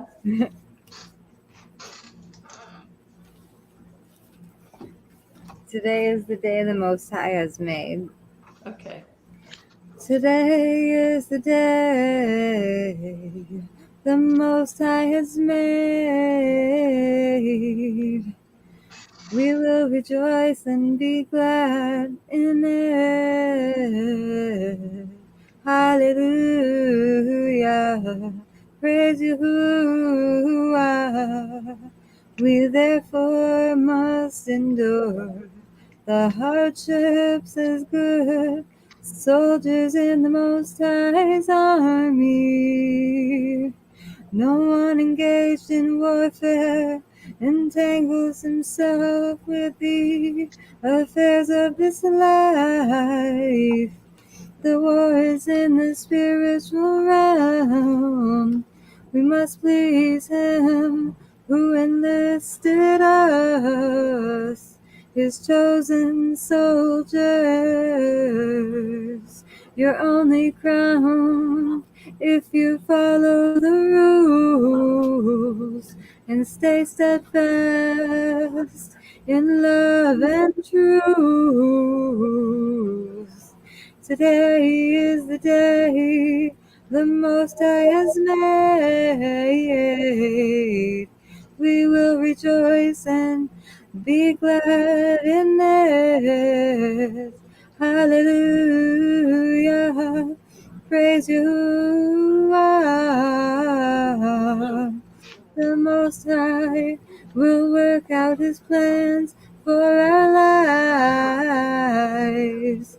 No matter what we see, no matter what we feel, every second of the day, for faithful love, oh Adonai, endures forever. He won't abandon nor forsake us, because He is the one that made us. Today is the day the Most High has made. We will rejoice and be glad in it. Hallelujah. Praise Yahuwah. Yahuwah will renew our strength. We will mount up with wings as eagles. We shall run and not grow weary, and we shall walk and not grow faint. I think that's my favorite one that you said. Thanks. I never heard one. I never heard this one. Beautiful. Thanks. It is. And your voice is stronger. Your Yeah, voice is getting stronger each week. yeah, Oh, Yeah. praise Yahuwah. Hallelujah. Hallelujah. Because you're able to take your notes down and then you bring them up and you go down, and so your octaves are getting stronger with it. Yeah. I need to do is get stronger with that. So, I get a but lot of practice because the videos I make every day except for Shabbat on my channel, I always sing at the end every time. So uh-huh. I get a lot of practice. It's awesome. Yeah. So you got something, Ocahry? Psalm 136. Give thanks to Yahuwah. Give thanks to Yahuwah. Give thanks to Yahuwah, for He is good. Give thanks to Yahuwah, for He is good. Give thanks to Yahuwah, for He is good. For His kindness is everlasting. Give thanks to the Elohim of mighty ones. For His kindness is everlasting. Give thanks to Adoni of Adonim. For His kindness is everlasting. To Him who alone does great wonders, for His kindness is everlasting. To Him who by wisdom made the Shamayim, for His kindness is everlasting. To Him who spread the Aretz on the Mayim, for His kindness is everlasting. To Him who made great lights, for His kindness is everlasting. The sun to rule by Yom, for His kindness is everlasting. The moon and stars to rule by Lila, for His kindness is everlasting.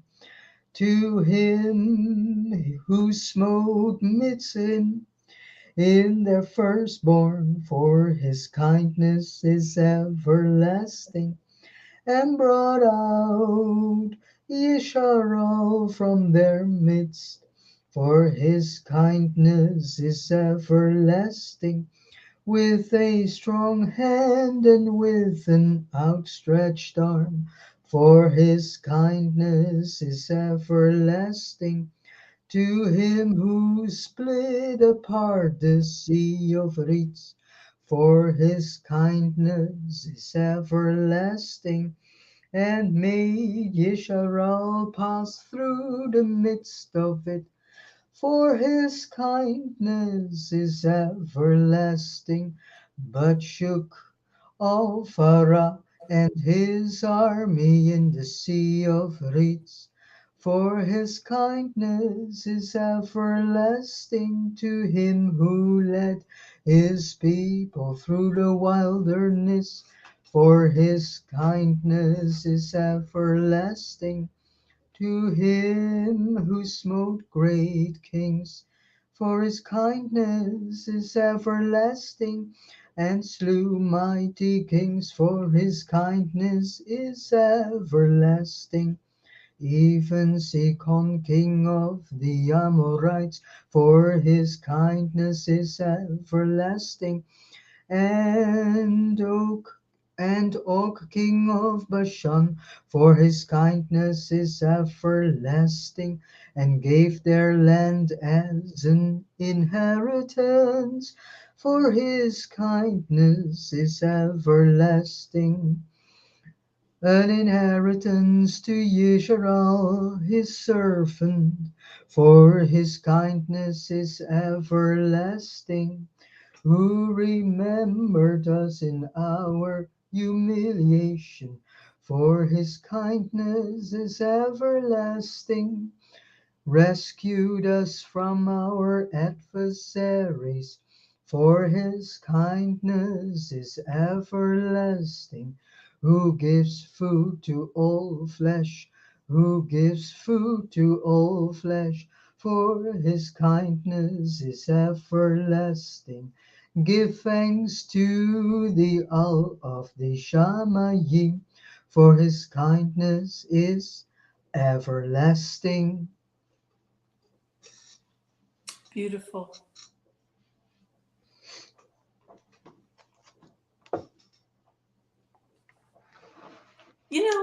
The fact that that was just revealed today about the two rocks, I don't think I'm in trouble because I didn't know it. I didn't realize because I didn't even have the bottle till yesterday that I was thinking of about using it. The plastic bottle. Yeah, I didn't think about because I didn't. It was after I drank it that I thought that could be the Nipu, and it came to my mind about it then, but I had already gotten rid of the rocks, so I didn't know it at the time that that was what that was for. So I don't think I'm in trouble for it because as soon as it came to my mind today, I knew I had to get rocks for it. That's what he wants in there is rocks. Yeah. So yeah. Well, okay. All right. I'm going to out because Kitty Okay. and I do our walk Okay. around about this time. Okay. All right. You want to say the prayer? Yeah, we can do. Okay.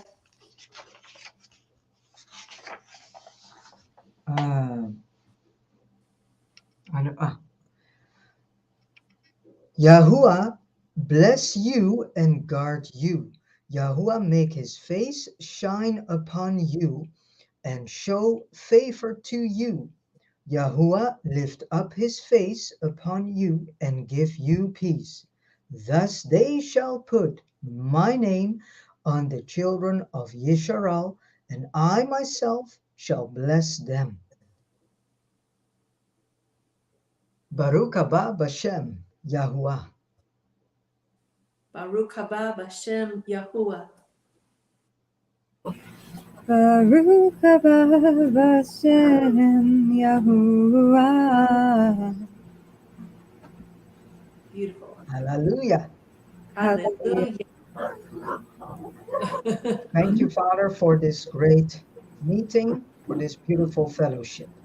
It really is a beautiful fellowship every day, Father. We get something revealed to us, or somebody gets awakened, or something. Something always positive happens. And it's a beautiful thing. I thank you, Father. Hallelujah. Hallelujah. Hallelujah. Husha. I believe. Hallelujah. Hallelujah. Hallelujah. Okay. Thank you. See y'all tomorrow. See you tomorrow. Okay, Yeah. bye. See you. Bye. See you then. All right. Bye-bye.